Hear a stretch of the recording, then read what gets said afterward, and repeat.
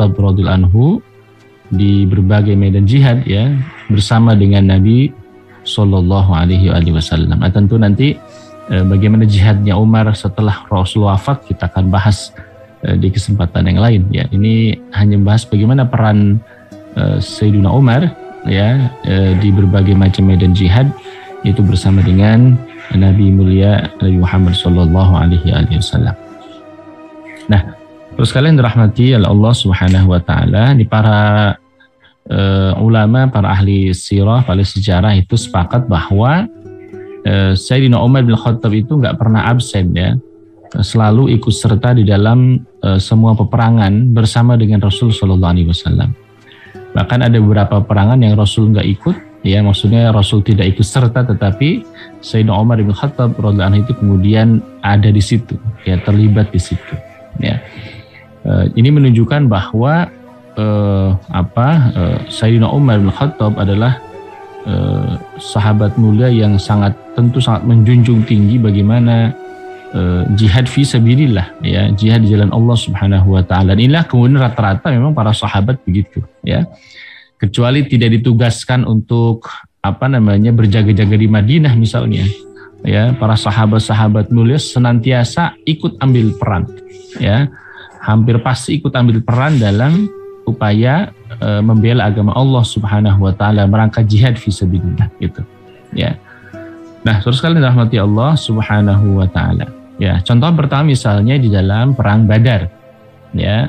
Sayyidina Umar bin Khattab termasuk ya di dalam 313 atau 314 orang yang ada di dalam pasukan perang Badar.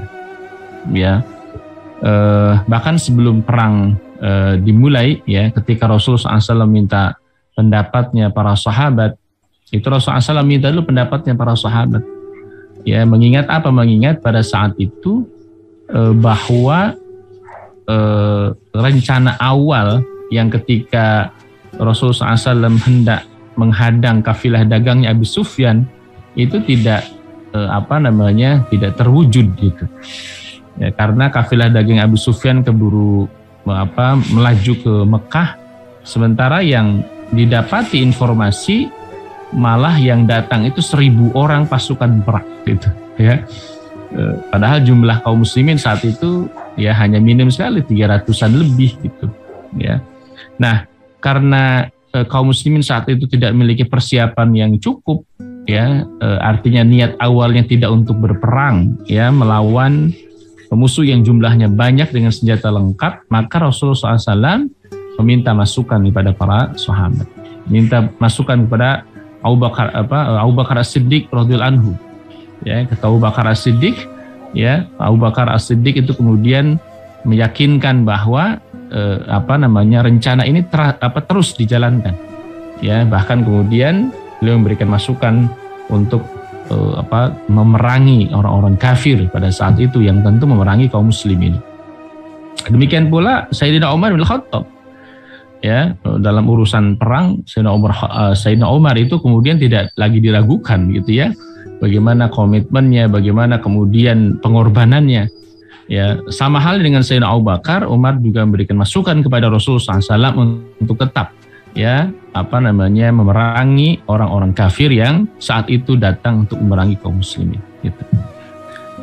Nah, terus kan dirahmati Allah Subhanahu wa taala, adapun di antara orang yang pertama gugur sebagai syuhada dalam perang Badar adalah Mihja.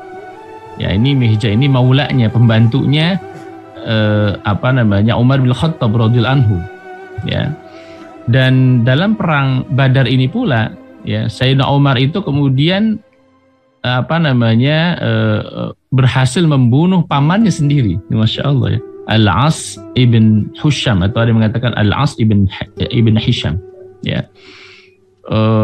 Dan ini kemudian menunjukkan ya, rahmat Allah Subhanahu wa taala dalam peperangan itu ya, bahkan karena status orang-orang kafir saat itu adalah memerangi kaum muslimin, maka kondisinya itu kalau kemudian kita kaum muslimin tidak membunuh, tidak menyerang, maka kita diserang. Kalau kemudian kaum muslimin tidak membunuh, maka pasti dibunuh gitu, kayak begitu ya. Maka dalam kondisi ini pun Itu dialami oleh Sayyidina Umar bin Khattab dan sahabat yang lainnya itu, termasuk ketika mereka harus siap berhadapan dengan saudara-saudara mereka sendiri. Nah, Sayyidina Umar itu berhadapan dengan pamannya sendiri, Al-As. Gitu. Dan mereka sama-sama mengetahui bahwa mereka itu betul-betul saudara. Paman dengan keponakan. Itu bisa bayangkan. Masya Allah. Ya, kalau hatinya sudah terliputi oleh kekufuran gitu, ya, dalam konteks ini adalah Al-As bin Hashim, maka apapun, ya, walaupun misalnya keponakannya sendiri, pasti kemudian akan berhadapan langsung gitu, ya. Jadi walaupun kemudian Al-As itu merupakan masih saudara, kerabat, bahkan kerabat dekat, ya, paman itu masuk pada kerabat dekat, ya, tetapi di antara keduanya ini ada jurang pemisah. Jadi akidah, bukan cuma pemisah akidah, tetapi kemudian mereka berupaya, ya, untuk memerangi kaum muslimin. Bukan hanya sekedar statusnya orang kafir, tapi kafirnya itu kafir yang memerangi kaum muslimin. Ya, kafir harb gitu, kafir harb. Ya, kalau cuma sekedar berbeda akidah tanpa mereka memerangi, maka Islam tentu memiliki aturan sendiri, tidak boleh menyakiti orang kafir. Tetapi ketika orang kafirnya sendiri yang memerangi kaum muslimin, ya, maka kemudian di dalam Islam juga tentu ada status hukumnya gitu. Nah, bahkan Umar bin Khattab radhiyallahu anhu itu kemudian merasa bangga telah membunuhnya. Bahkan Umar sendiri yang ketika ada tawanan perang, ya, dari pihak orang-orang kafir, ada sekitar kalau tidak salah 70 orang tawanan perang di perang Badar, ya, maka Umar lah yang saat itu mengusulkan kepada Rasulullah SAW agar tawanan itu kemudian dieksekusi saja, gitu. Ya, agar tawanan perang Badar itu kemudian bukan hanya ditawan tetapi kemudian dieksekusi, gitu. Ya, nah itu Sayyidina Umar bin Khattab radhiyallahu anhu, karena Umar beralasan, ya, Umar memiliki alasan yang kemudian juga dibenarkan, ya, berikutnya oleh ayat Al-Quran yang kemudian turun.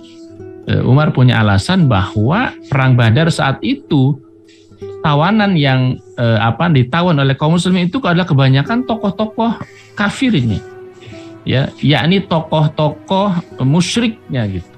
Yang tentu mereka bukan cuma sekedar datang untuk diperintah, bukan secara ikut-ikutan, tapi mereka punya motif yang sangat kuat untuk menghabisi kaum muslimin. Jadi kondisinya saat itu kalau kemudian umat Islam tidak umat Islam tidak menang, pasti kalah gitu. Kalau umat Islam kemudian tidak menang, memenangi peperangan, pasti kemudian akan dihabisi itu Madinah, kira-kira begitu. Nah, itu alasan Sayyidina Umar bin Khattab radhiyallahu anhu. Ini sudah kita bahas pada pertemuan sebelumnya, ya, berbagai macam pendapat yang yang sejalan, ya, berbagai pendapat Umar yang sejalan dengan Al-Qur'anul Karim gitu. Nah, saudara sekalian, dirahmati Allah Subhanahu wa taala. Nah, tetapi terhadap tawanan yang lain, yakni Al-Abbas ibn Abdul Muttalib, ya, ini pamannya Nabi SAW. Waktu itu Abbas, ya, Ibn Abdul Muttalib itu karena beliau sebagai tokoh Mekah begitu, maka mau tidak mau Abbas itu ikut, ya. Walaupun sebenarnya Al-Abbas ini pamannya Nabi SAW itu tidak betul-betul hendak memerangi kaum muslimin gitu. Bahkan ada yang mengatakan Abbas sudah masuk Islam, ada yang mengatakan demikian. Atau kemudian paling tidak Abbas bin Abdul Muttalib itu kemudian hatinya memang tidak membenci kaum muslimin, apalagi membenci Nabi Muhammad SAW itu, ya. Nah, pada saat itu malah kemudian Sayyidina Umar ingin sekali agar Abbas itu mendapatkan hidayah dari Allah Subhanahu wa taala. Ini beda karena Umar itu punya punya perspektif, ya, melihat orang itu track record itu bagaimana gitu.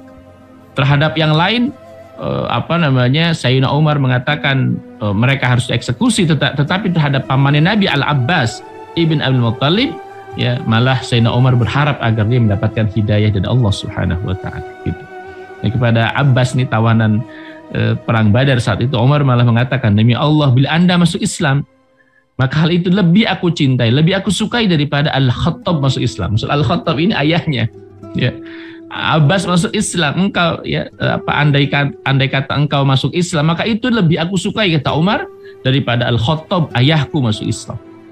Hal ini aku sampaikan kecuali aku pernah melihat Rasul kagum atas keislaman Anda. Nah, jadi Umar Al-Khattab juga mendapatkan sinyal-sinyal itu dari siapa? Dari Rasulullah Shallallahu Alaihi Wasallam. Nah, jadi Umar itu orang yang sangat mengetahui tentang track record seseorang, sehingga kemudian sikapnya pun berbeda antara tawanan perang Badar yang lain, ya, yang kemudian mereka betul-betul tokoh-tokoh kemusyrikan yang sangat gigih memerangi kaum muslimin, dengan Abbas bin Abdul Muttalib yang saat itu juga tawanan perang Badar, tetapi perlakuan Umar berbeda dengan dengan tawanan perang yang lain. Nah, terus kalian yang dirahmati Allah Subhanahu wa taala, ini masih terkait pasca perang Badar ya. Nah, ini terkait dengan pasca perang Badar, yakni kisahnya Suhail ibn Amr dan nanti Umar bin Khattab radhiyallahu anhu. Ya. Di antara pihak musuh yang tertawan dalam perang Badar adalah Suhail ibn Amr. Ini salah seorang orator Quraisy. Ya, ini oratornya Quraisy, di antaranya adalah Suhail ibn Amr. Dia sangat pandai untuk menyusun kata-kata kalimat ya yang menggugah, yang kemudian membuat orang marah, sedih dan seterusnya. Ini Suhail ibn Amr. Ya. Salah satu tahanan itu Suhail ibn Amr. Dia provokatornya, oratornya Quraisy gitu. Nah, saat itu Umar menyampaikan kepada Nabi SAW, ya Rasulullah, serahkan saja Suhail itu padaku, biar kurontokkan gigi gerahamnya Suhail ibn Amr, agar dia tidak lagi menjulurkan lidahnya dan tidak lagi menjelek-jelekan Anda, tidak lagi menjelek-jelekan engkau ya Rasulullah di satu tempat untuk selama-lamanya. Nah, ini Umar ya, jadi Umar itu Masya Allah. Jadi karena dia tahu Suhail ibn Amr ini selalu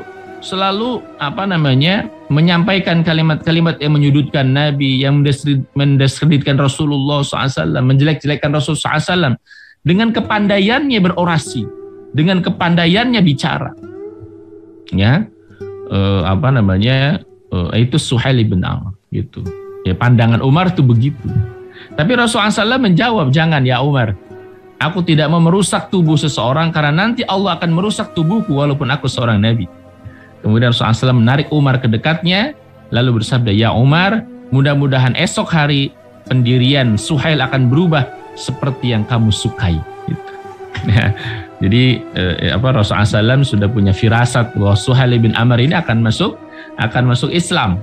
Ya, walaupun sebelumnya Umar itu sangat sangat tidak suka terhadap Suhail, karena Suhail ini termasuk profiling orang yang selalu menjelek-jelekan Rasulullah Shallallahu Alaihi Wasallam, Suhail bin Amr ini, ya, sampai kemudian Umar mengusulkan biar kurontokkan saja gigi-giginya itu, ya, supaya dia nggak bisa lagi ngomong yang bagus, menjulurkan lidahnya gitu, agar tidak bisa lagi menjelek-jelekan engkau ya Rasulullah. Rasul nggak setuju terhadap usulannya Umar, malah kemudian Rasulullah SAW mengatakan, ya Umar, mudah-mudahan besok hari pendirian Suhail berubah, maksudnya dia berubah, dapat hidayah, ya, dan seperti yang engkau inginkan, seperti yang engkau sukai, kata Rasulullah Shallallahu Alaihi Wasallam. Dan memang betul Suhail bin Amr masuk Islam itu pada peristiwa Fathu Mekah, ya, pada peristiwa Fathu Mekah, ya, orang-orang yang masuk Islam di hari pembebasan disebut dengan tulaqa, yakni orang-orang dibebaskan dari segala hukuman yang berlaku pada orang-orang yang kalah perang saat itu.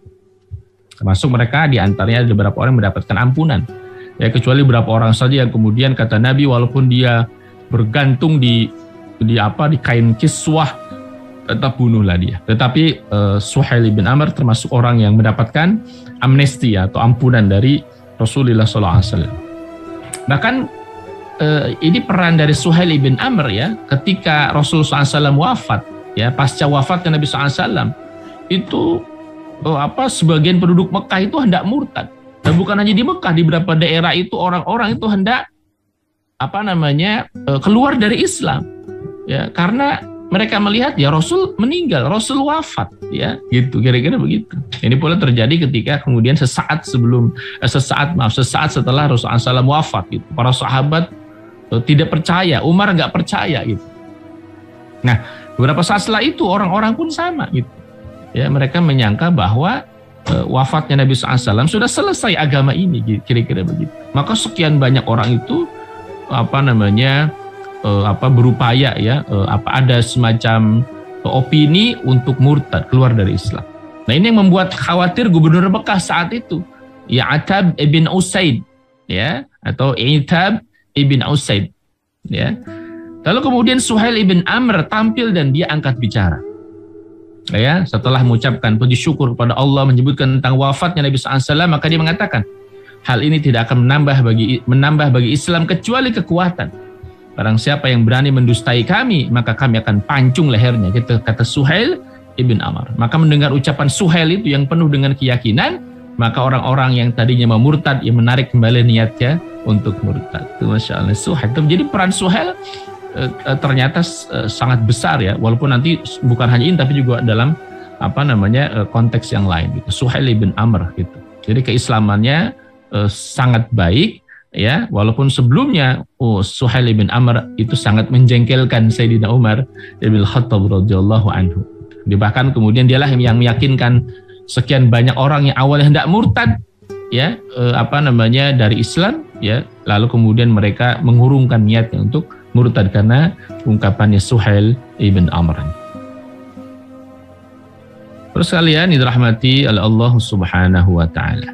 Ya, Sayyidina Umar juga pernah mengisahkan ya, kemarin Rasulullah SAW menunjukkan kepada kami tempat-tempat tewasnya, ini masih dalam konteks perang Badar ya.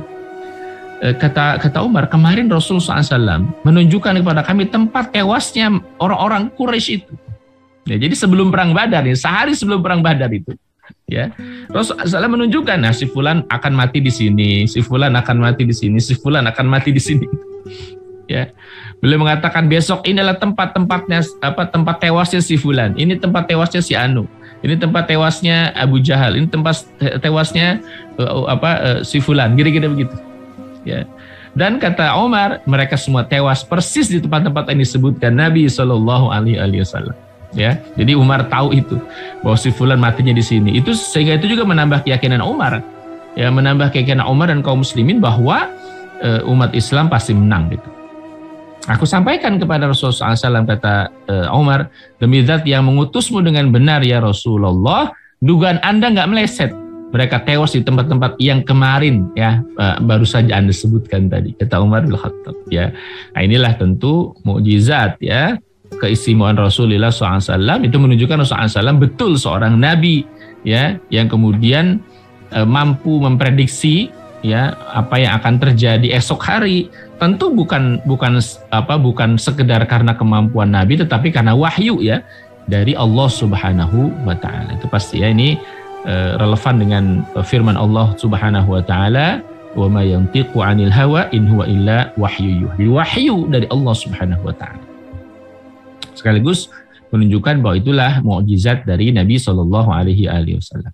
Nah, terus kalian dirahmati Allah Subhanahu Wa Taala. Lalu kemudian beliau menyuruh untuk membuang mayat-mayat mereka itu, mayat-mayat musuh pada perang Badar di sebuah sumur. Setelah itu Rasulullah SAW pergi menuju sumur tersebut, lalu kemudian mengatakan kepada mereka yang dikubur itu. Nah, jadi ini juga yang kemudian membuat Umar aneh gitu ya, merasa aneh. Jadi Rasul itu ngajak bicara ya orang-orang yang dikubur di sumur ya di perang Badar itu, orang-orang kafir, orang kafir yang kemudian tewas, yang mati dikumpulkan, masukkan ke dalam sumur itu, ya masukkan ke dalam sumur. Lalu Rasulullah SAW mengatakan kepada mereka ini, wahai fulan, bukankah sekarang kalian telah menyaksikan kebenaran yang dijanjikan Allah pada kalian? Aku telah menerima kebenaran janji Allah yang diberikan padaku. Ya, lalu kemudian Umar bertanya, ya Rasulullah, mengapa Anda mengajak bicara orang yang telah dikubur gitu? Lalu Rasulullah SAW menjawab, kalian tidak lebih mendengar apa yang kukatakan daripada mereka. Hanya saja mereka tidak bisa menjawabnya.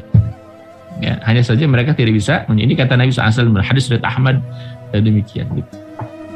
Jadi Umar aneh, kok kenapa orang mati diajak bicara sama Rasul Shallallahu Alaihi Wasallam? Ya kata Rasulullah SAW, kalian itu tidak lebih mendengar ya apa yang kukatakan daripada mereka. Artinya apa? Orang yang dalam kubur itu, kalau menurut hadis ini, ya itu kemudian mereka juga mendengar juga. Cuma bedanya mereka nggak bisa jawab gitu.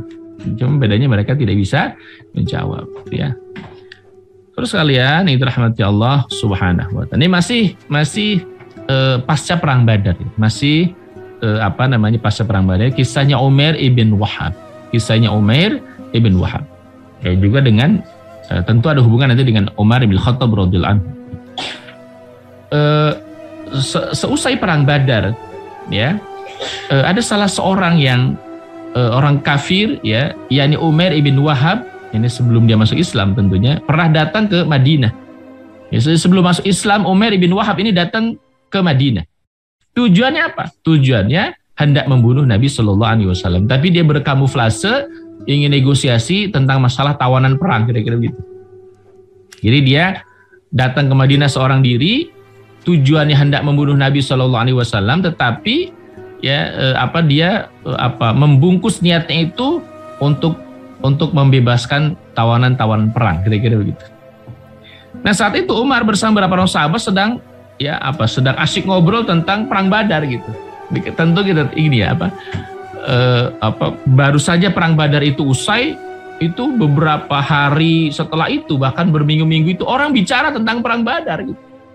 Ya sebagaimana kita lah mungkin ya, ketika ada kejadian besar ya yang melibatkan kita sendiri itu euforia gitu. Euforia. Ketika menang euforia gitu.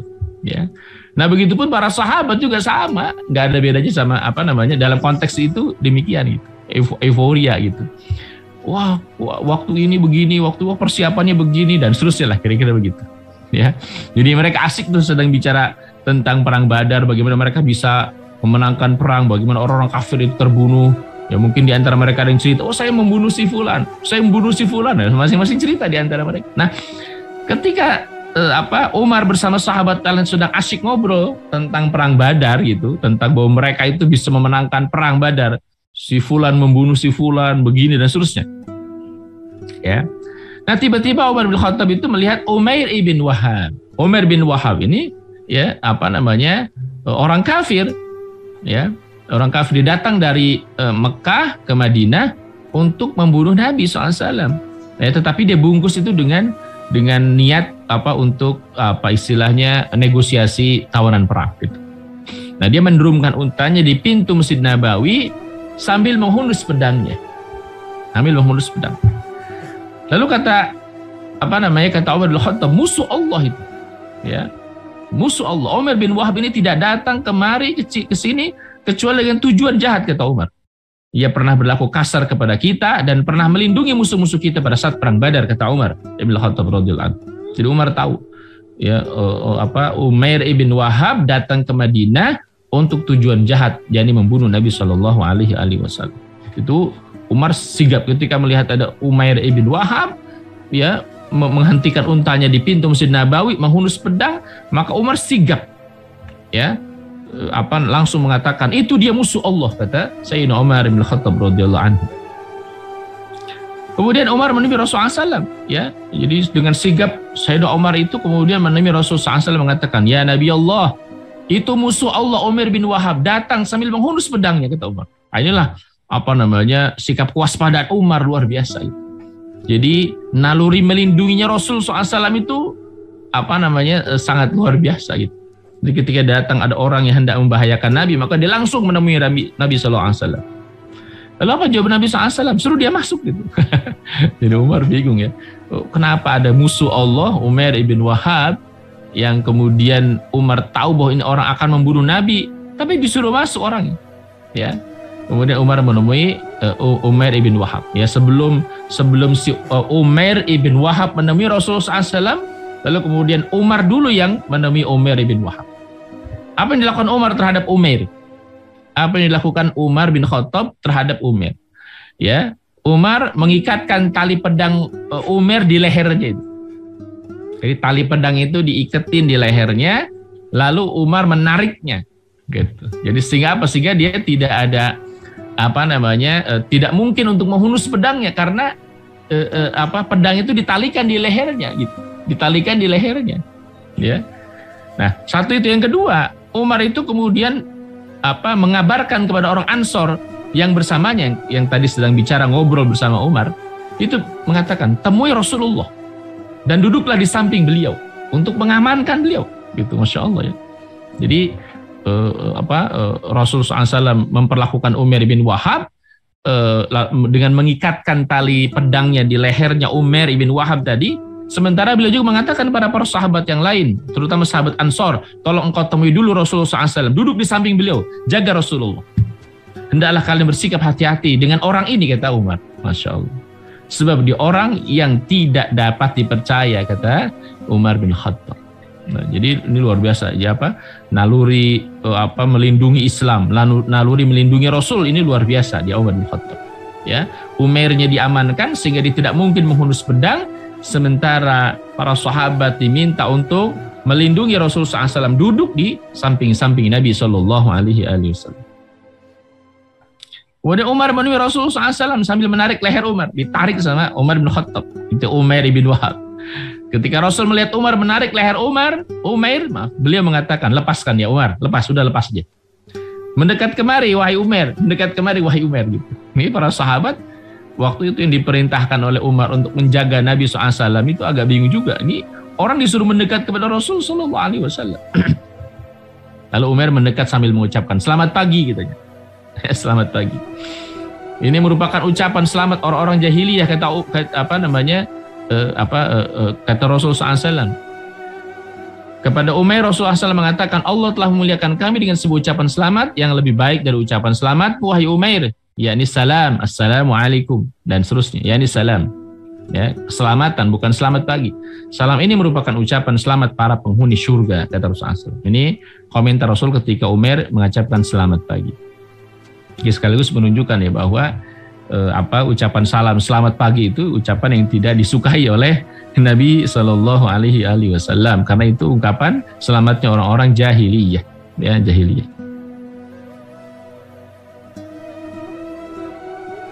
Gerangan yang buat Anda, ya bahasa kitanya, kenapa Anda kesini, ya Umar? Ya, kata Umar, saya datang ke sini karena masalah tawanan yang kalian tawan. Hendaklah kalian perlakukan mereka dengan baik. Nah, ini kamuflasenya begitu. Jadi Umar bin Wahab itu pura-puranya datang untuk apa? Tolong perhatikan tawanan perang kami, kira-kira begitu. Kata Umar bin Wahab. Tetapi mengapa Anda datang sambil mengalungkan pedang di lehermu? Gitu, ya. Kenapa engkau datang membawa pedang, lalu kemudian ketika turun di dekat Masjid Nabawi menghunus pedang? Mengapa Anda datang ke sini? Kata Rasul Sallallahu Alaihi Wasallam, aku tidak datang kecuali untuk urusan ini, untuk urusan tawanan perang, kata Umar. Lalu Rasul mengatakan, tapi Anda, ini Rasul membongkar, motifnya, ya. Jadi sebelumnya itu Sofwan bin Umayyah dengan Umar bin Wahab ini pernah ngobrol, hanya berdua saat itu, cuma berdua. Tidak ada seorang pun yang mengetahui tentang obrolan mereka, nggak ada seorang. Rasul bongkar itu. Ya, kata Nabi SAW, tapi Anda pernah duduk bersama Sofwan bin Umayyah di dekat Hajar Aswad. Lalu kalian berdua membicarakan orang-orang yang dikubur di sumur Qulaib di perang Badar. Kemudian Anda mengatakan, seandainya aku tidak punya hutang dan keluarga, niscaya aku akan membunuh Muhammad. Itu kan pernyataan Umar disebutkan langsung oleh Nabi SAW. Bukankah engkau yang mengatakan kepada Sofwan bin Umayyah di dekat Hajar Aswad, seandainya aku tidak punya hutang dan keluarga, niscaya aku akan membunuh Muhammad. Bukankah engkau pernah mengatakan begitu? Ya, lalu Sofwan bin Umayyah bersedia menanggung hutang dan keluarga Anda, asalkan Anda bersedia membunuhku. Gitu. Ketahuilah Allah menjadi penghalang antara Anda dengan itu, gitu maksud. Jadi Rasul SAW membongkar statement Umar bin Wahab kepada Sofwan bin Umayyah. Saat itu Sofwan bin Umayyah yang kemudian Umar bin Wahab itu ingin balas dendam ceritanya. Tapi kalau dia mati nanti bagaimana hutang saya, bagaimana keluarga saya, siapa yang nanggung? Kata Sofwan, saya yang nanggung. Ya, engkau berangkat sana ke Madinah, bunuh Muhammad, kira-kira begitu. Kata Sofwan, biar hutangmu dan keluargamu saya yang tanggung. Gitu kira-kira. Itu Rasul bongkar itu. Bukankah engkau pernah duduk bersama Sofwan bin Umayyah di dekat Hajar Aswad dan kau mengatakan, seandainya aku nggak punya hutang dan tanggungan keluarga, tentu aku yang membunuh Muhammad. Dan Sofwan bersedia untuk menanggung hutang Anda dan keluarga Anda. Bukankah demikian? Gitu. Jadi dibongkar oleh Nabi Sallallahu Alaihi Wasallam. Lalu Umar menjawab, aku bersaksi bahwa sungguh Anda adalah seorang utusan Allah. Dulu wahai Rasulullah, kami memang mendustai Anda dengan informasi dari langit yang Anda sampaikan kepada kami dan wahyu yang diturunkan kepada Anda. Ketahuilah pertemuan itu tidak dihadiri kecuali saya dan Sofwan. Jadi Umar bin Wahab mengatakan, ketahuilah bahwa pertemuan itu nggak ada seorang pun kecuali saya dengan Sofwan. ibn Umayyah, demi Allah, aku sungguh mengetahui apa yang diturunkan Allah kepadamu. Ya, segala puji bagi Allah yang telah menunjukiku kepada Islam. Akhirnya apa setelah itu Umar mengucapkan syahadat. Ya, mengucapkan syahadatain asyhadu an la ilaha illallah wa asyhadu anna Muhammadar Rasulullah. Beliau lalu kemudian mengatakan kepada para sahabat, ajarilah saudara kali ini tentang Islam dan Al-Quran. Maksudnya ajarilah Umar bin Wahab tentang Al-Quran dan Islam. Lepaskan anggota keluarganya yang tertawan. Lalu para sahabat pun melakukan apa yang diperintahkan Nabi SAW. Jadi keluarganya Umar bin Wahab dibebaskan dari tawanan, dan kemudian Umar mengucapkan syahadat. Masya Allah. Ya, Bismillah. Ya. Jadi ini juga tidak terlepas dari bagaimana peran Umar untuk melindungi Nabi SAW. Nah, dari kisah tersebut kita bisa lihat ya, insting kewaspadaan Umar itu luar biasa. Ya, Umar bersikap waspada dan sangat hati-hati dengan kedatangan Umar bin Wahab. Ya, ia menyampaikan kepada sahabat yang lain bahwa Umar tidak datang kecuali untuk tujuan jahat, dan memang betul. Ya, Umar datang untuk membunuh Nabi. Ya, kenapa Umar tahu? Karena dari rekam jejaknya itu Umar tahu persis ya, dari rekam jejaknya Umar ibn Wahab. Nggak mungkin orang ini datang kecuali untuk tujuan jahat, kira-kira begitu. Nah, kenapa dulu Umar itu sering menyakiti dan mengganggu orang-orang Islam di Mekah, dan Umar pula yang memprovokasi untuk memerangi umat Islam pada perang Badar. Jadi Umar ini termasuk salah seorang yang provokator perang Badar. Ya, saat itu Umar bertugas menghimpun informasi mengenai sejumlah pasukan kaum muslimin. Ya, maka karena itulah Umar menyusun langkah jitu untuk melindungi Nabi. Ya, apa langkah yang dilakukan oleh Umar bin Khattab? Satu, ya mengikatkan leher Umar dengan tali pedangnya sendiri. Sehingga yang nggak mungkin dapat menggunakan pedang karena disimpan di leher ini. Jadi khawatirkan hendak menyerang Nabi kan. Lalu kemudian Umar menyuruh beberapa orang sahabat untuk berjaga-jaga melindungi Nabi SAW, terutama sahabat Ansor. Tolong engkau duduk di samping Nabi SAW. Ya, ini mau datang Umar bin Wahab, disuruh menghadap Nabi SAW. Itu. Akhirnya apa? Akhirnya kemudian Umar bin Wahab dibongkar ya. Niatnya itu bahwa niat datang ke Madinah memang untuk membunuh Nabi SAW. Ya, dibongkar pembicaraan dia dengan Sofwan ibn Umayyah yang hendak membunuh Nabi SAW. Akhirnya dia masuk Islam karena dia tahu bahwa nggak ada seorang pun yang tahu kecuali saya dan Sofwan. Ya, artinya kalau Rasul tahu, ini Rasul SAW berarti bukan orang sembarangan, gitu ya.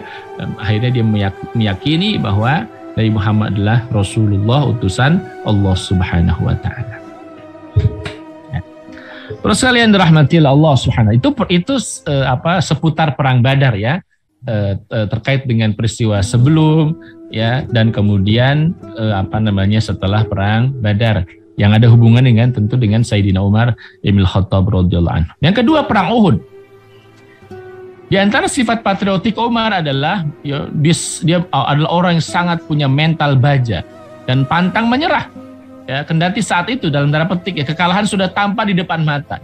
Ya, walaupun tentu para sejarah tidak setuju bahwa perang Uhud kaum muslimin kalah ya, bukan kalah sebenarnya, terdesak di awal. Lalu untuk kemudian menang ya, karena umat Islam saat itu berhasil mengusir orang-orang kafir ya dalam perang Hamrul Asad itu ya, sehari setelah perang Badar, sampai kemudian mereka dipastikan tidak kembali lagi ke Madinah. Gitu. Nah, demikianlah yang terjadi pada saat perang Uhud. Ya, perang terbesar kedua yang diikuti Nabi SAW. Ini terjadi pada tahun ketiga Hijriah. Setelah perang usai, ini setelah kemudian sudah perang selesai begitu. Ini pada hari pertamanya ya, Abu Sufyan ya saat itu menjadi panglima perang Quraisy gitu. Dia berdiri dan berteriak. Ya, apakah di tengah-tengah kalian ada Muhammad? Kata Abu Sufyan. Ya. Kata Nabi SAW, jangan kalian jawab, ini kata Rasul, biarin aja, jangan dijawab. Apakah di tengah-tengah ada bin Abi Quhafa, maksudnya ada Abu Bakar? Kata Rasul SAW, jangan kalian jawab pertanyaan dia, karena kalau jawab berarti diketahui masih ada orang, kira-kira begitu. Apakah di tengah-tengah kalian ada Umar bin Khattab? Tanya Abu Sufyan. Ya, tidak ada juga jawaban. Ya, karena tidak ada yang menjawab, Abu Sufyan lalu mengatakan, mereka telah tewas. Seandainya mereka masih hidup, niscaya mereka akan menjawab. Jadi ini Abu Sufyan juga mancing sebenarnya gitu. Ya, ini yang dia tanya, yang Abu Sufyan tadi 3 orang, Rasulullah, Abu Bakar, Umar. Ya, ini tidak kemudian ditanyakan, disebutkan ya oleh Abu Sufyan, kecuali 3 orang inilah yang paling punya pengaruh besar dalam sebuah peperangan pada saat itu. Apakah ada di antara kalian Muhammad? Nggak ada yang jawab, kata Nabi, biar jangan jawab. Apakah di antara kalian ada Abi Quhafa, Ibn Abi Quhafa? Ya, jangan kalian jawab, kata Nabi. Termasuk ketika disebutkan apakah di antara kalian ada Umar? Ya, lalu kemudian tidak ada yang menjawab seorang pun. Nah, lalu kemudian Abu Sufyan mancing nih dengan ungkapan, oh berarti mereka semua sudah tewas katanya. Seandainya mereka masih hidup, pasti mereka mau menjawab gitu. Nah ternyata Umar Ibn Khattab radhiyallahu anhu mendengar ucapan itu, Umar nggak bisa nahan gitu. Kalau ditanya apakah di antara kalian ada Rasulullah, kata Rasul diam, nggak usah jawab. Semuanya nggak jawab. Apakah di antara kalian ada Abu Bakar? Nggak ada yang jawab. Ya. Apakah di antara kalian ada Umar? Nggak ada yang jawab. Tapi ketika dikatakan, oh berarti mereka semua sudah tewas. Kalau masih ada, tentu mereka menjawab dong. Nah ini mancing, ya. Abu Sufyan itu mancing. Yang mendengar ucapan begitu, dibilang Rasul udah wafat, Umar udah wafat, Abu Bakar udah wafat. Umar itu nggak bisa nahan diri. Umar menjawab, Anda telah dusta ya musuh Allah. Mudah-mudahan Allah menghinakan Anda. Gitu. Agungkanlah Hubal, kata Abu Sufyan. Nah, berarti kemudian ada orang gitu, ya Umar, ya, dibilang sudah wafat, sudah meninggal. Umar bin Khattab itu tidak bisa menahan diri. Kemudian dia jawab dengan ucapan itu, ya, Anda telah berdusta wahai musuh Allah, itu kata Umar. Kepada sahabat Nabi mengatakan, jawablah dia. Maksudnya apa? Karena Abu Sufyan mengatakan, agungkanlah Hubal, kata Abu Sufyan. Kata Nabi, jawab. Dengan apa kami jawab ya Nabi? Tanya para sahabat, katakanlah Allah lebih agung dan lebih mulia. Ya.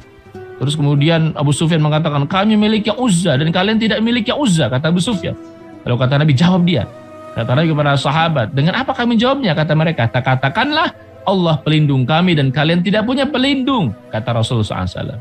Lalu Abu Sufyan mengatakan, kemenangan kami dalam perangan ini menebus kekalahan kami pada perang Badar. Ya, kata Abu Sufyan gitu. Jadi mereka saling menjawab terkait dengan masalah opini akidah ya pada saat itu. Dia mengatakan agungkan Hubal, kata Abu Sufyan. Kata Nabi, jawab. Jangan dibiarin dia tidak ada counter ya. Lalu kemudian dengan apa kami menjawab ya Rasulullah? Katakan Allah ya lebih agung dan lebih mulia. Ya, lalu kemudian kami punya Uzza, kalian tidak punya Uzza. Kata Nabi SAW, jawab dia. Dengan apa kami jawab? Katakan Allah pelindung kami dan kalian tidak punya pelindung, dan seterusnya. Ya, jadi itulah ya yang terjadi pada sesaat setelah perang Uhud. Bahkan dalam satu ayat disebutkan, Umar mengatakan, tidaklah sama orang-orang yang gugur dari pihak kami berada di surga, sedangkan orang-orang yang gugur dari pihak kalian berada di neraka. Nah itu jawaban Umar. Ya, jadi memang antara dua belah pihak ada yang meninggal, tapi kata Umar tidak sama. Orang yang gugur dari pihak kami pasti masuk surga, sedangkan orang yang gugur di pihak kalian pasti berada di neraka, kata Umar. Lalu kemudian Umar menemui Abu Sufyan. Abu Sufyan bertanya, wahai Umar, benarkah kami telah membunuh Muhammad? Berhasil telah membunuh Muhammad? Umar menjawab, tidak. Beliau malah mendengar apa yang Anda ucapkan saat ini. Ya, Abu Sufyan berujar, kalau begitu Anda lebih dapat dipercaya dibandingkan Ibnu Qumayyah. Ini Abu Sufyan mengatakan begitu karena Ibnu Qumayyah itu pernah menyampaikan kepada mereka bahwa ia telah berhasil membunuh Muhammad. Padahal ya mereka sama sekali tidak berhasil membunuh Nabi Shallallahu Alaihi Wasallam. Nah, terus kalian dirahmati Allah Subhanahu Wa Taala. Pertanyaan Abu Sufyan, ya apakah kalian bersama dengan Muhammad? Apakah kalian bersama Abu Bakar? Apakah kalian bersama Umar? Ini merupakan bukti ya bahwa perhatian orang-orang musyrikin Quraisy itu terhadap mereka bertiga. Artinya mereka bertiga itu, yakni Rasulullah SAW, Abu Bakar, Umar, ini adalah orang yang sangat berpengaruh gitu, dalam peperangan, termasuk dalam perang Uhud itu. Ya. Ya. Dalam benaknya orang-orang musyrikin Quraisy gitu. Ya, dengan mereka bertiga lah bangunan Islam, pondasi Islam, tiang-tiang penyangga Islam, ya dapat berdiri dengan kokoh. Dengan kematian mereka bertiga, orang-orang musyrik akan yakin bahwa Islam tidak akan dapat berdiri kokoh sepeninggal mereka, kira-kira begitu. Ya, itu di awal-awal gitu. Ya, jadi pertanyaan Abu Bakar pertama kali sengaja tidak dijawab dengan maksud untuk mengejeknya, Ketika Abu Sufyan mulai bersikap sombong, barulah mereka mengutarakan fakta yang sebenarnya dan menjawab pertanyaan mereka dengan berani. Kira-kira begitu. Nah, jadi ini menunjukkan sekali lagi bahwa Umar itu orang yang sangat berpengaruh dan sangat menentukan ya dalam konteks jihad fi sabilillah. Berikutnya dalam perang Bani Mustalik atau Muraisi' ya. Ini kemudian Jabir bin Abdullah Al-Ansari pernah bercerita, kami ikut dalam perang Bani Mustalik ya tahun ke-5 atau ke-6 Hijriah saat itu. Ya. Ini ada satu suku yang kemudian hendak menyerang Madinah, lalu kemudian lebih dulu diserang oleh kaum muslimin. Saat itu seorang laki-laki dari kaum Muhajirin menginjak kaki seorang laki-laki dari kaum Ansar. Ini setelah perang ya. Kami ikut serta dalam perang Bani Mustalik ya. Pada saat itu di sela-sela setelah kemudian peperangan itu ada seorang laki-laki dari kaum Muhajirin menginjak kaki seorang laki-laki dari kaum Ansar. Enggak sengaja sebenarnya gitu. Ya terinjak gitu. Laki-laki dari kaum Ansar berkata, "Oh, celaka kaum Ansar." Gitu. Laki-laki dari kaum Ansar itu mengatakan demikian. Laki-laki dari kaum Muhajirin mengatakan, "Oh, celaka kaum Muhajirin." Gitu. Ya. Jadi mereka saling mencela satu sama lain gitu. Rasul SAW mendengar ucapan itu lalu berkata, "Mengapa kalian masih menggunakan ungkapan-ungkapan jahiliyah?" Gitu. Mereka menjawab, seorang laki-laki dari kaum Muhajirin telah menginjak kaki seorang dari kaum Ansor. Ya, jadi mereka ribut hanya karena masalah sepele tadi ya, kaki yang terinjak, lalu kemudian masing-masing mencela satu sama lain. Rasulullah SAW nggak suka gitu. Kali itu baru selesai peperangan gitu. Ya, tinggalkan ungkapan semacam itu. Ungkapan semacam itu telah berlalu, itu udah selesai.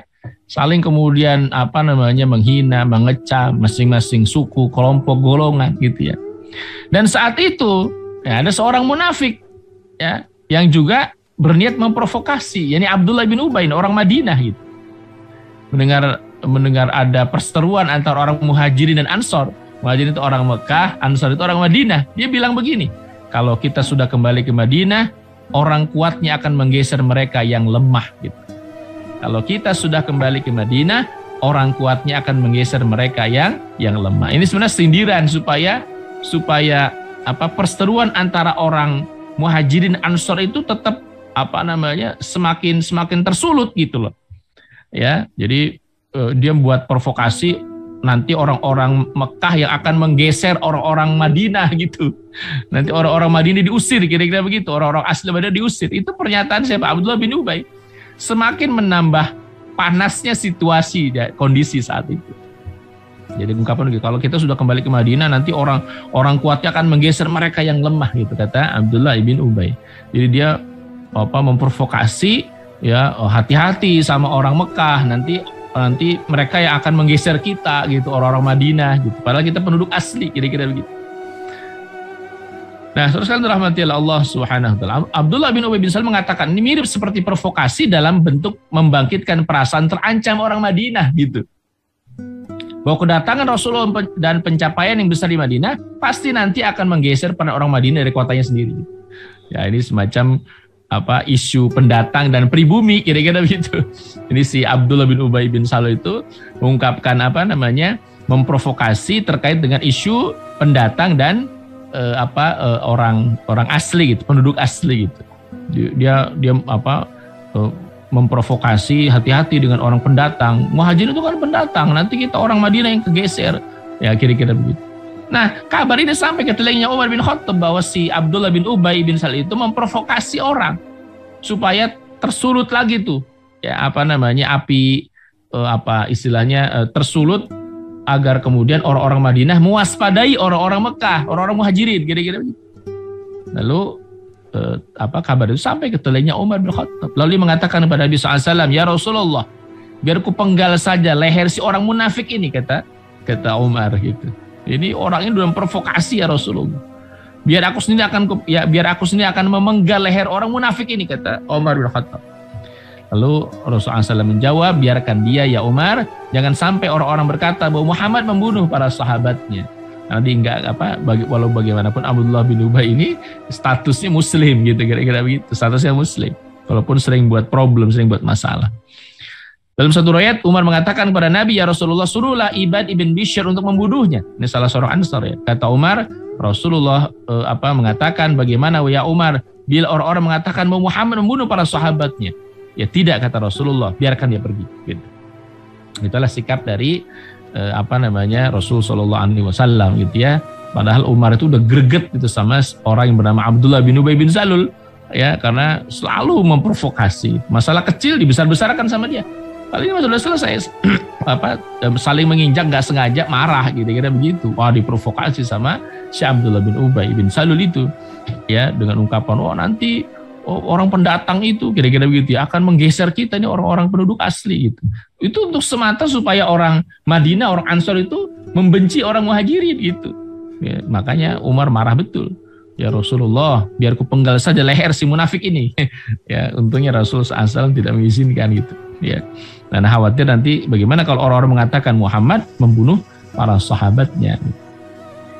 Nah, dari sikap dan arahan Nabi semacam ini, Umar memahami tentang mana yang maslahat dan mana yang mafsadat. Hal ini tampak pada ucapan beliau, bagaimana ya Umar bila orang-orang mengatakan bahwa Muhammad membunuh para sahabatnya.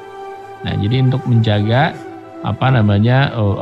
citra Islam dan kaum muslimin, ya citra politik dan persatuan internal kaum muslimin, itu yang lebih diutamakan Nabi SAW.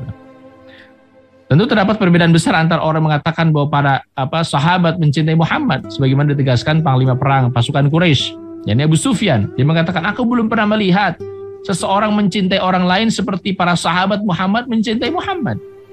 Dengan orang-orang yang mengatakan bahwa Muhammad membunuh para sahabatnya gitu.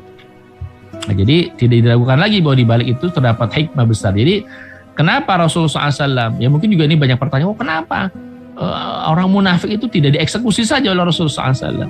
Nah, ternyata untuk menjaga itu bahwa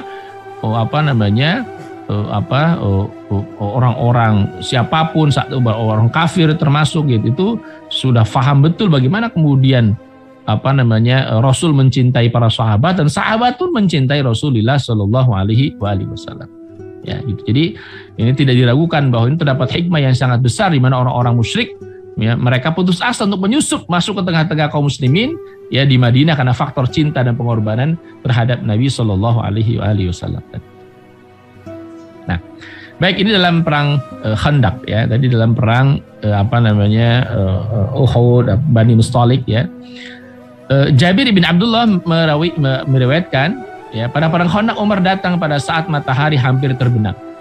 Pada saat itu ia mengejek orang-orang kafir Quraisy. Ya, Umar berkata, "Ya Rasulullah, aku hampir tidak dapat sholat asar hingga matahari terbenam. Demi Allah, aku juga belum sholat asar," kata Nabi. Maka kami pun turun ke Buton, nama sebuah lembah di Madinah, lalu beliau berwudu dan kami pun ikut berwudu. Rasulullah SAW sholat asar, setelah matahari terbenam, kemudian beliau pun menaikkan sholat maghrib. Nah, ini memang perang perang Khandaq adalah perang yang sangat menguras energi ya.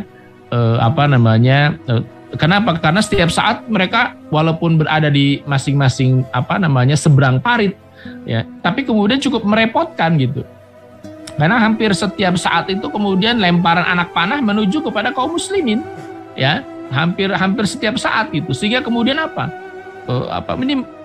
sampai kemudian Umar bin Khattab, para sahabat itu untuk sholat asar saja tidak bisa gitu.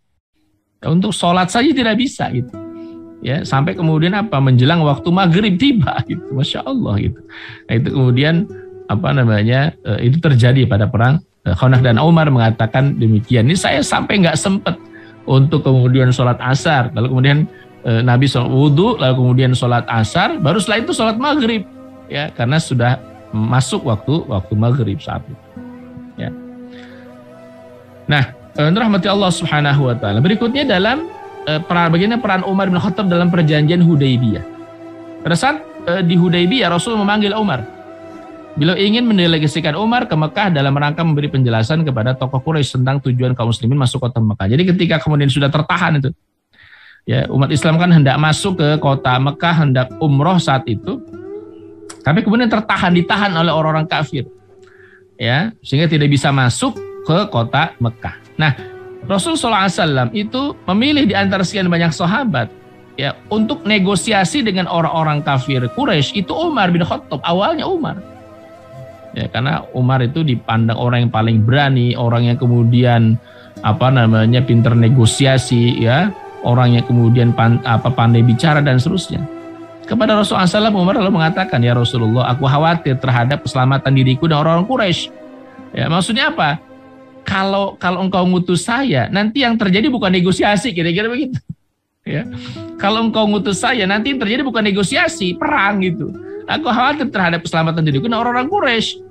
Apalagi di Mekah sudah tidak ada lagi pun dari Bani Adi dan Ka'ab yang dapat membela diriku dari gangguan mereka. Gitu. Jadi Umar itu melihat secara psikologis juga gitu ya. Saat itu di Mekah sudah tidak ada lagi Bani Adi ya ibn Ka'ab ya, itu kabilahnya Umar gitu ya. Tidak ada lagi tokoh-tokoh dari Bani Adi dan bin Ka'ab yang masih ada di Mekah gitu. Itu kabilahnya Sayyidina Umar bin Khattab. Ya. Orang-orang Quraisy sudah tahu tentang sikap permusuhan dan sikap kasarku terhadap mereka. Jadi kalau engkau mengutus aku ya Rasulullah, kira-kira begitu. Umar hendak mengatakan begitu. Nanti yang terjadi bukan negosiasi, malah perang gitu loh. Karena mereka tahu saya ini bagaimana sikap kasar saya terhadap mereka, kata Umar bin Khattab. Ya, karena itu saya dapat menunjukkan kepada. Tapi begini, ya, bukan karena Umar takut tentunya gitu. Ini perlu diperhatikan ya. Jadi Umar Umar tidak menyetujui dia yang diutus kepada delegasi orang-orang kafir Quraisy itu bukan karena Umar takut, ya, tetapi karena apa? Karena tujuan ini negosiasi gitu loh. Tujuan itu negosiasi. Nanti kalau yang diutus Umar, sementara mereka tahu Umar itu bagaimana perlakuannya terhadap orang-orang kafir Quraisy yang keras gitu, kira-kira begitu. Nanti yang terjadi bukan negosiasi gitu. Ya, saya usulkan ya Rasulullah, yang diutus Utsman bin Affan aja. Utsman itu masih banyak tokoh-tokoh dari kabilahnya Utsman itu yang kemudian masih ada di sana, termasuk di antara Abu Sufyan itu yang lain itu masih satu kabilahnya dengan Utsman bin Affan. Utsman aja ya Rasul diutus gitu. Akhirnya Rasul SAW mengikuti apa yang diusulkan oleh Sayyidina Umar. Ya juga kira-kira begitu. Kalau Umar yang diutus, ya nanti bukan negosiasi ya jadinya, malah kemudian khawatirnya perang gitu ya. Umar kemudian diintimidasi, Umar melawan gitu. Maka semakin keruh suasana gitu. Akhirnya ya Rasulullah SAW mengutus Utsman ibn Affan radhiyallahu anhu. Setelah itu Rasul memanggil Utsman bin Affan, lalu mendelegasikan untuk menemui Abu Sufyan dan tokoh-tokoh terpandang Quraisy dan menyampaikan kepada mereka bahwa beliau tidak datang ke Mekah untuk tujuan perang. Jadi itu menyampaikan pesan itu. Kami datang ke Mekah ini bukan untuk perang. Kami datang ke Mekah ini untuk umroh. Lihat saja pakaian kami. Lihat saja hewan yang kami bawa ini hewan sembelihan. Bukan hewan untuk perang. Gitu. Beliau datang hanya untuk mengunjungi Ka'bah dan mengagungkan kehormatan. Cuma itu. Ya. Nah, setelah tercapai perjanjian damai dan sebelum butir-butir perjanjian dituangkan dalam naskah perjanjian, sebagian kaum muslim menolak beberapa butir dari isi perjanjian tersebut. Ya, jadi setelah kemudian negosiasi, lalu kemudian ditulislah perjanjian. Ini disebut dengan perjanjian Hudaybiyah. Dan sebagian umat Islam itu nggak setuju, termasuk diantaranya nanti disebut dengan Umar bin Khattab. Khususnya butir perjanjian yang berbunyi, bila ada dari pihak Quraisy yang menyeberang ya ke pihak muslimin, maksudnya kalau ada orang Quraisy ya dari Mekah yang nyebrang ke pihak kaum muslimin di Madinah, maka Nabi harus mengembalikan ke pihak Quraisy.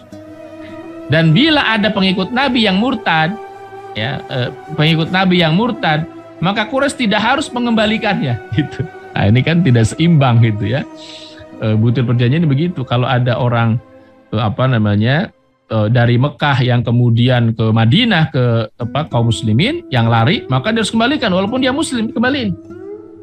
Tapi sebaliknya ya, kalau kemudian ada orang Madinah ya murtad misalnya, dia hendak pergi ke Mekah, ya itu nggak ada kewajiban bagi mereka untuk mengembalikan. Nah, ini kan nggak adil gitu. Dan kaum muslimin harus meninggalkan Hudaybiyah dan kembali ke Madinah tidak masuk Mekah tahun itu untuk melaksanakan ibadah umrah. Salah seorang sahabat yang menampakkan kekecewaannya terhadap isi perjanjian yang zohirnya itu dalam pandangan para sebagian sahabat itu merugikan, adalah Umar. Gitu. Ya, Umar menceritakan sendiri bagaimana sikapnya menghadap saat mengetahui isi perjanjian itu. Ya, walaupun nanti saya akan kita tahu bahwa perjanjian Hudaybiyah itu ternyata pengaruhnya sangat besar. Justru membawa kemenangan dari kaum muslimin. Karena perjanjian Hudaybiyah itulah kemudian terjadi Futuh Mekah. Nah, ini juga banyak yang sahabat yang baru memahami, oh ternyata wahyu dari Allah kepada Rasulullah SAW ya terkait dengan isi perjanjian itu ternyata menguntungkan kaum muslimin. Sekilas seperti merugikan, tapi ternyata menguntungkan kaum muslimin. Luar biasa. Nah, Umar menceritakan sendiri tuh, ya bagaimana kemudian Umar menghadap Rasul dan dia mengatakan, ya alasta nabiyallahi haqqan, ya bukankah engkau benar seorang nabi Allah, ya beliau menjawab bala, ya benar, tentu saja.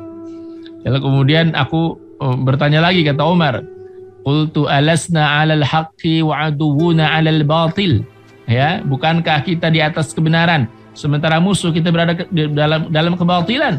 Qala bala, kata Nabi, tentu saja. Ya.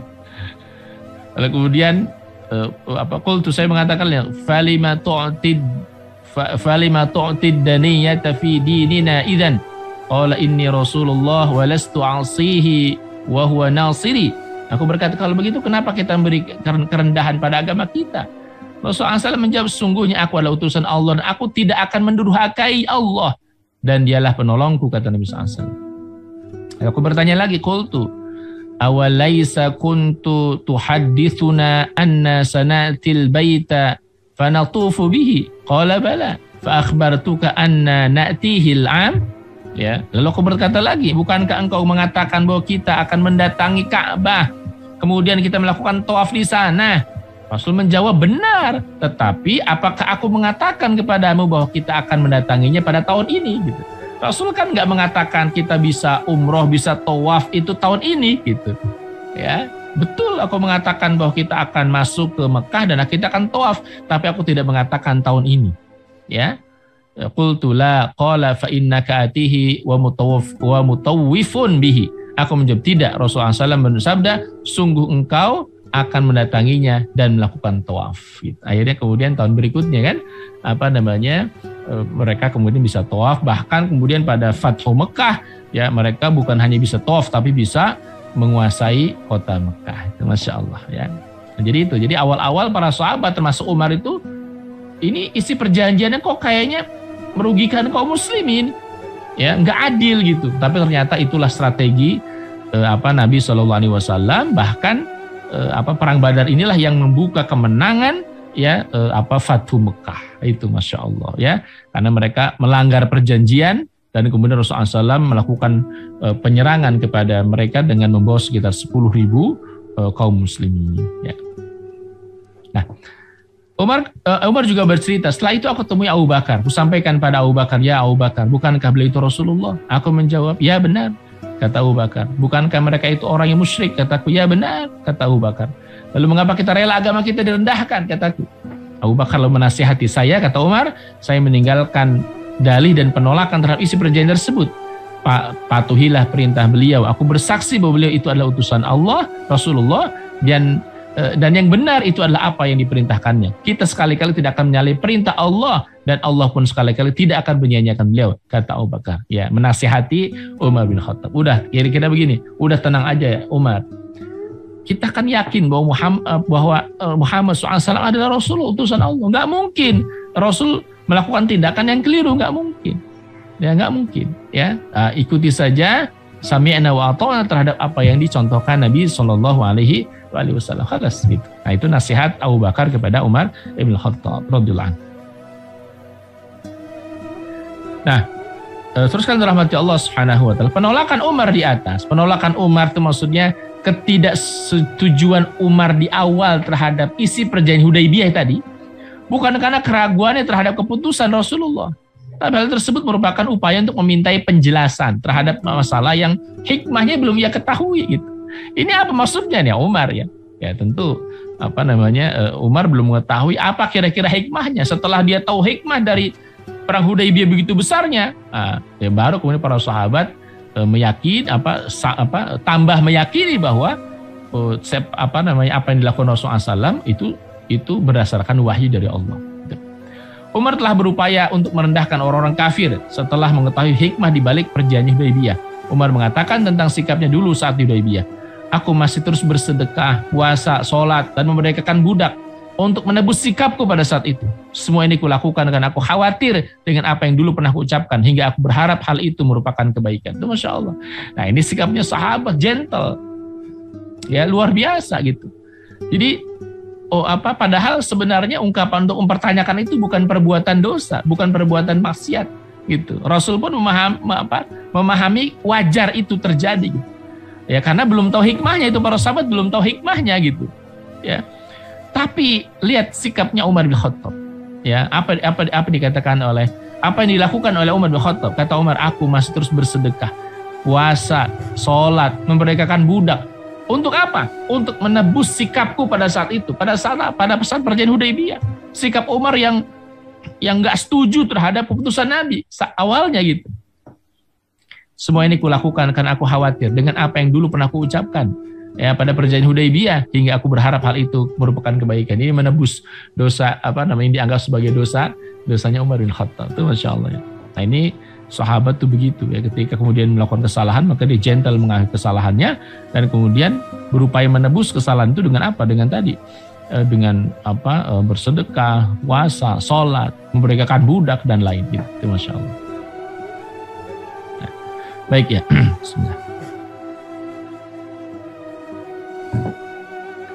Berikutnya, bagaimana peran Umar dalam perang Hawazan atau perang Hawazin? Ya, pada bulan Sya'ban tahun ke-7 Hijriah, Rasul mengutus Umar bin Khattab bersama 70 orang prajurit kaum muslimin ke sebuah lembah di pinggiran daerah Hawazan yang berjarak sekitar 4 hari 4 malam perjalanan dari Mekah. Umar bertolak ke sana dengan dipandu seorang penunjuk jalan dari Bani Hilal. Umar meneruskan perjalanan siang dan malam. Penduduk Hawazan mendengar kabar akan kedatangan Umar, lalu mereka melarikan diri. Umar tiba di Hawazan dan ia sudah tidak menemukan seorang penduduk di sana karena mereka kabur ketakutan. Ya, akhirnya Umar bersama pasukannya kembali ke Madinah. Ini karena tersiar kabar kan sebelumnya penduduk Hawazin atau Hawazan itu hendak datang memerangi Islam di Madinah. Ya, maka kemudian sebelum itu Rasul mengutus diantaranya ada 70 orang prajurit dan di situ ada Sayyidina Umar Ibn Khattab radhiyallahu anhu. Ya, belum sampai pasukan ke sana mereka sudah kabur lebih dulu karena khawatir dan takut terhadap kaum muslimin. Ya. Dalam surah riwayat dikatakan penunjuk jalan dari Bani Hilal tersebut mengatakan kepada Umar, apakah Anda akan mengumpulkan harta penduduk daerah lain yang meninggalkan daerah mereka karena daerah mereka dilanda kemarau panjang? Umar menjawab, Rasulullah tidak menginstruksikan saya untuk memerangi mereka. Beliau hanya menginstruksikan saya untuk memerangi penduduk Hawazan yang ada di lembah ini saja. Jadi tidak akan kemana-mana gitu ya. Jadi yang kemudian diperangi hanyalah penduduk Hawazin atau Hawazan. Ya, walaupun diusulkan bagaimana dengan itu penduduk itu, ambil aja harta mereka gitu. Kata Umar tidak. Ya, saya diperintahkan Rasulullah hanya untuk memerangi penduduk Hawazin yang mereka berniat memerangi Islam. Ya, yang hanya di lembah ini saja, yang lain tidak, kata Umar. Nah, itulah bijaknya Rasulullah dan Sayyidina Umar Ibn Khattab radhiyallahu anhu. Nah, dari perang yang tidak diikuti Rasulullah SAW ini perang Hawazin tidak diikuti Nabi ya, kita dapat menyimpulkan di antaranya tiga hal. Yang pertama, Umar pantas menjadi seorang panglima perang. Bila tidak, Rasulullah tidak mungkin mengangkatnya sebagai panglima perang dalam sebuah perangan yang tidak beliau ikuti ke sebuah daerah yang terkenal berbahaya dan ke kabilah Arab yang terkenal kuat dan teguh mempertahankan harga diri mereka. Jadi diutus di antaranya Umar karena Umar tentu sangat piawai ya untuk berperang ya, karena daerah tersebut daerah yang sangat berbahaya. Yang kedua, Umar menempuh perjalanan ke sana siang dan malam, menyusun strategi perang dan mendatangi musuh secara tiba-tiba. Strategi ini merupakan strategi perang yang sangat strategis ya. Dengan strategi ini Umar dapat menyerang musuh secara tiba-tiba dan memaksa mereka melarikan diri. Karena itu ia bersama pasukannya yang hanya berjumlah sedikit dapat mengalahkan pasukan musuh yang jumlahnya banyak. Padahal berangkat hanya 70 orang saja. Yang ketiga, tentu Umar benar-benar melaksanakan instruksi panglima tertinggi Rasulullah SAW. Hal ini merupakan sikap seorang prajurit militer dan sikap seorang tentara di mana dan kapan saja di setiap tempat dan waktu. Jadi ketika kemudian Rasul hanya memerintahkan memerangi penduduk Hawazan atau Hawazin, ya maka ya sudah itu saja. Walaupun diusulkan bagaimana dengan penduduk itu, penduduk ini, ya tidak, kata Umar. Ya aku hanya diperintahkan memerangi penduduk Hawazan gitu.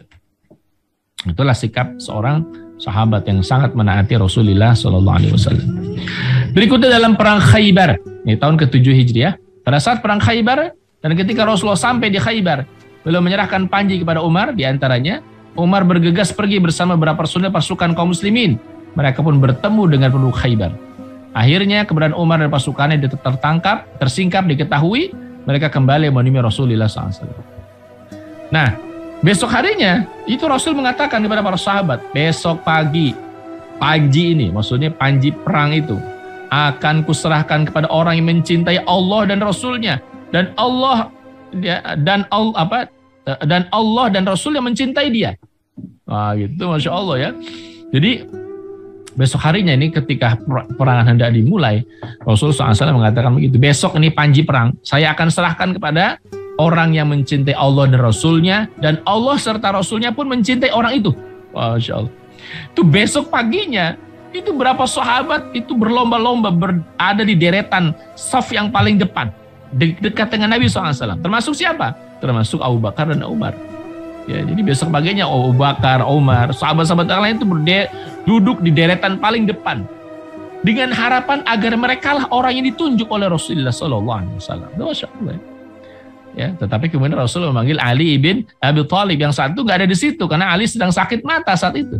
Ya, sementara Rasulullah SAW kemudian mengusap matanya Ali bin Abi Thalib, menyerahkan panji kepadanya. Ali berangkat ke medan tempur bersama personil pasukan yang lain. Itu ya, Masya Allah ya. Jadi begitulah sahabat ya. Sikap Abu Bakar, sikap Umar ibn Khattab itu yang kemudian mengambil peran ya di dalam jihad itu luar biasa.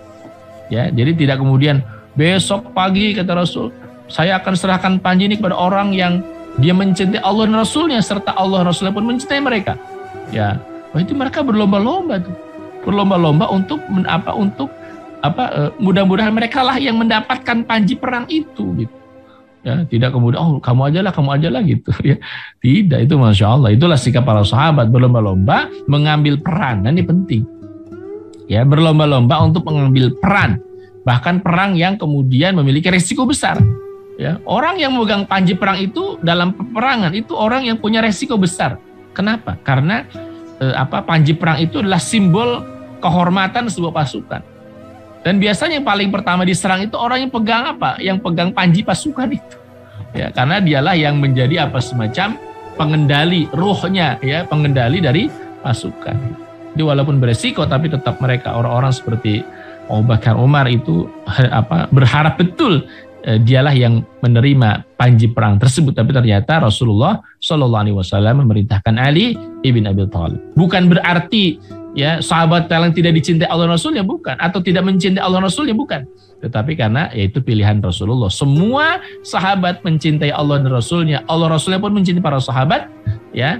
Tetapi ada di antara mereka yang saat itu pada perang Khaybar ditunjuk, yakni Ali ibn Abi Thalib.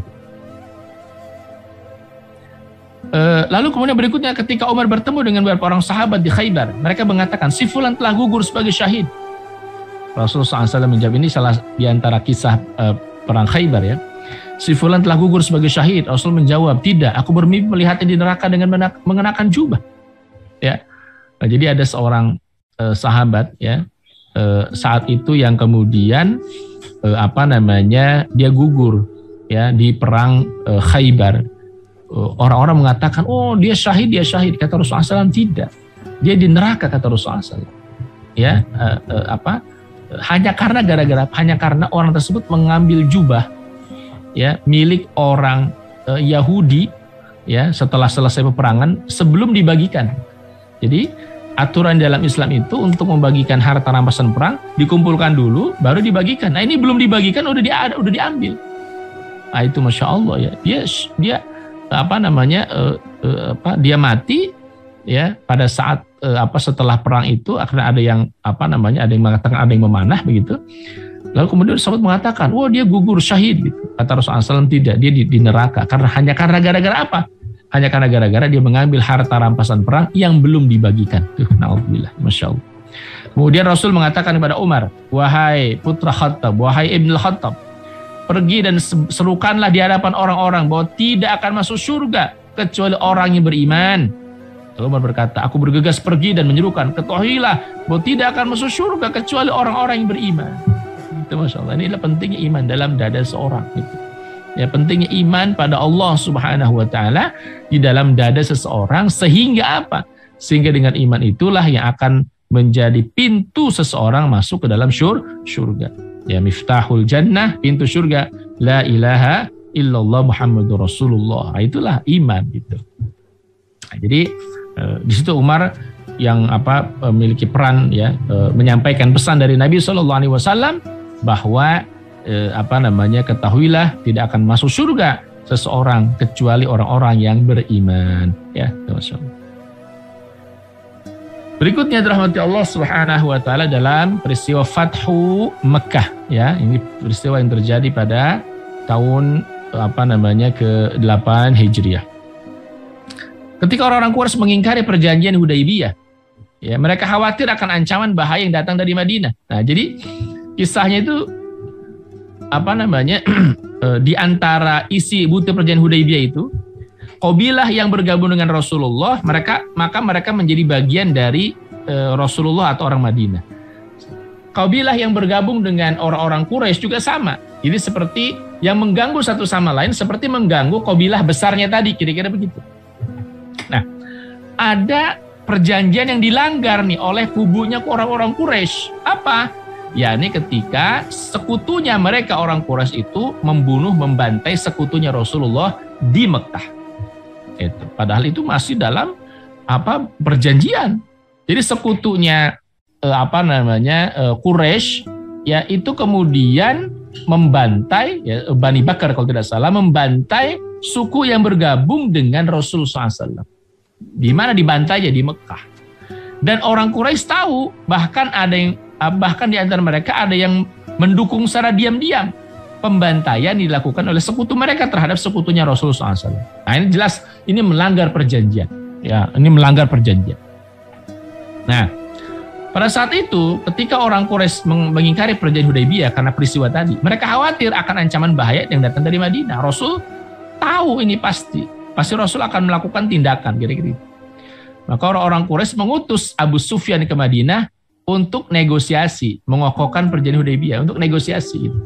Supaya Rasul tidak membatalkan perjanjian, supaya Rasul tidak menghukum mereka, kira-kira begitu. Dia datang ke Madinah, Abu Sufyan yang diutus ya, untuk menemui Rasulullah SAW. Ya, dia pertama kali menemui putrinya Ummu Habibah binti Abu Sufyan yang kemudian menikah dengan Rasulullah SAW. Tapi Ummu Habibah pun tidak sudi untuk mempertemukan ayahnya dengan Rasulullah SAW. Ya, lalu kemudian keluar dan hendak menemui Rasulullah SAW di masjid. Ya, Abu Sufyan datang hendak menemui Rasulullah SAW. Ya, Abu Sufyan mengajak bicara beliau, tetapi Rasul sama sekali tidak menjawab sepatah kata pun. Ya, Abu Sufyan merayu Rasulullah, ya Muhammad, bagaimana? Kira-kira begitu. Jadi supaya Rasulullah memaafkan ya pengingkaran mereka ya, pelanggaran mereka terhadap isi perjanjian. Rasul tidak menjawab satu patah kata pun itu kepada Abu Sufyan. Lalu Abu Sufyan menemui Abu Bakar, ya mohon kepada Abu Bakar agar sudi kiranya mempertemukan dia dengan Rasulullah. Ya Abu Bakar, pertemukan aku dengan Muhammad. Aku akan bicara begini, aku akan minta maaf, kira-kira begitu. Tetapi Abu Bakar nggak berkenan, nggak merespon. Lalu kemudian menemui Umar bin Khattab. Jadi menemui Umar bin Khattab dan kemudian bicara dengan Umar. Lalu Umar berkata, jadi Umar diminta oleh Abu Sufyan, ya Umar pertemukan aku dengan Muhammad. Ya aku akan menyampaikan sesuatu hal yang penting ya. Lalu apa jawaban Umar bin Khattab? Apakah layak bila aku memintakan pertolongan bagi kalian kepada Rasulullah? Demi Allah, kata Umar, kalaupun aku hanya mendapatkan debu saja, tentu debu itu akan kugunakan untuk menyerang kalian. Jangankan kalian nyuruh aku untuk menemui Rasulullah, ya untuk urusan kalian. Kira-kira begitu. Ya, seandainya saja aku hanya menemukan debu, tentu debu itu akan kugunakan untuk menyerang kalian. Gitu. Masya Allah. Apalagi pedang itu maksudnya. Debu saja akan digunakan untuk menyerang kalian orang-orang musyrik. Apalagi pedang, apalagi yang lain, kira-kira begitu. Jadi malah kalau sahabat yang lain, saya nggak bisa, gitu kira-kira begitu. Ya, salahkan temu aja Rasulullah gitu. Tapi Umar jawabannya beda. Ya, apakah layak bila aku memintakan pertolongan bagi kalian kepada Rasulullah? Demi Allah, kata Umar, kalaupun aku hanya mendapatkan debu saja, maka tentu debu itu yang kugunakan untuk menyerang kalian. Jangan kalian berharap minta pertolongan kepadaku, kata Umar bin Khattab. Gitu, Masya Allah. Itu Sayyidina Umar. Ya. ada salah satu kisah ya di antara Fathu Mekah ini sebelum peristiwa Fathu Mekah. Ini juga ada hubungan dengan Sayyidina Umar bin Khattab radhiyallahu anhu, yakni kisahnya Hatib ibn Abi Balta'ah. Ketika Nabi menyempurnakan persiapan untuk melakukan perjalanan, melakukan pembebasan kota Mekah. Jadi ketika sudah persiapan tuh matang ya untuk menyerang Mekah, untuk berangkat menuju Mekah dengan 10.000 orang. Ya, ada seorang sahabat Hatib bin Abi Balta'ah menulis sepucuk surat yang ditujukan kepada penduduk Mekah. Kalau Rasulullah wanti-wanti, jangan bocorkan ini, jangan bocorkan rahasia kita mau berangkat ke Mekah, jangan bocorkan. Tiba-tiba Hatib bin Abi Balta'ah nulis surat yang ditujukan kepada penduduk Mekah, ya, khususnya kepada kerabatnya sebenarnya. Dalam tulisan tersebut, Hatib bin Abi Balta'ah menginformasikan kepada penduduk Mekah mengenai pergerakan Nabi menuju ke Mekah. Gitu. Ini membocorkan rahasia yang sangat secret. Rasulullah wanti-wanti jangan bocorkan.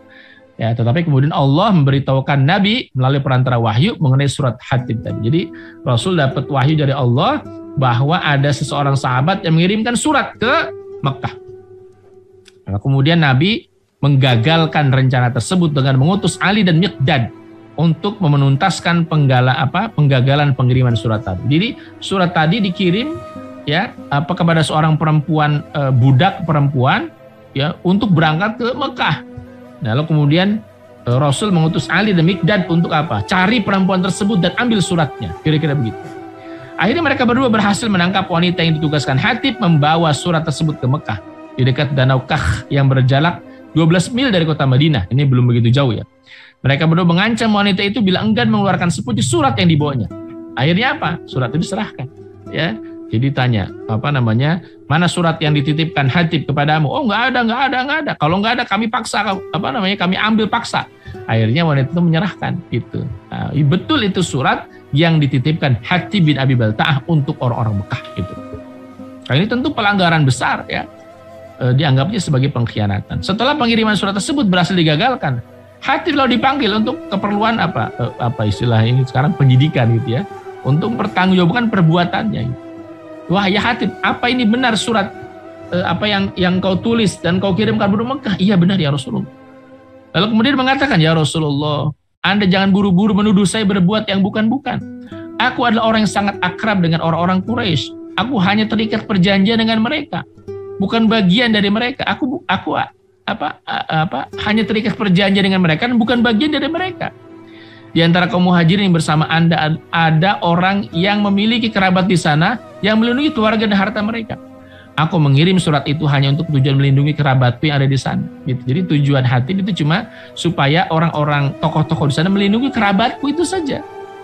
Aku lakukan ini bukan karena aku murtad dari agamaku. Dan bukan pula karena aku rela menjadi kafir setelah aku masuk Islam. Demi Allah tidak. Kan? Itu pembelaan dari Hatib bin Abi Balta'ah. Yakinlah aku masih muslim. Aku bukan bagian dari mereka. Aku cuma khawatir terhadap kerabatku supaya mereka dilindungi, itu saja. Ya, tapi langkahnya itu yang kemudian membuat Rasul sangat khawatir. Ini membocorkan rahasia Rasul akan berangkat ke Mekah. Nah, ini tentu sebuah pelanggaran. Lalu Umar yang ada di situ dia mengatakan, ya, wahai Rasulullah, biarkan aku yang memenggal lehernya, karena dia telah mengkhianati Allah dan Rasulnya. Ia telah berbuat kemunafikan, kata Umar. Itu Masya Allah. Nah, Umar lagi-lagi ya, sama orang yang seperti ini. Sebelumnya terhadap Abdullah bin Ubay ya. Ya Umar begitu. Ya, keras sekali, tegas sekali. Ya, karena melihat Hatib bin Abi Balta'ah ini kemudian telah membocorkan rahasia yang sangat penting. Ya, kalau ini bocor, bisa jadi Fathu Mekah itu gagal. Karena mereka sudah punya persiapan lebih dulu gitu loh. Ya, sampai Umar mengatakan, ya Rasulullah, biarkan aku saja yang memenggal lehernya Hatib bin Abi Balta'ah itu, karena dia telah mengkhianati Allah dan Rasulnya. Ia telah berbuat kemunafikan, kata Umar. Rasul menjawab, sungguh dia pernah turut serta dalam perang Badar. Apakah engkau tahu kalau Allah telah meninggikan martabat orang yang turut serta dalam perang Badar? Lalu Allah bertitah, berbuatlah sekehendak kalian kuampuni.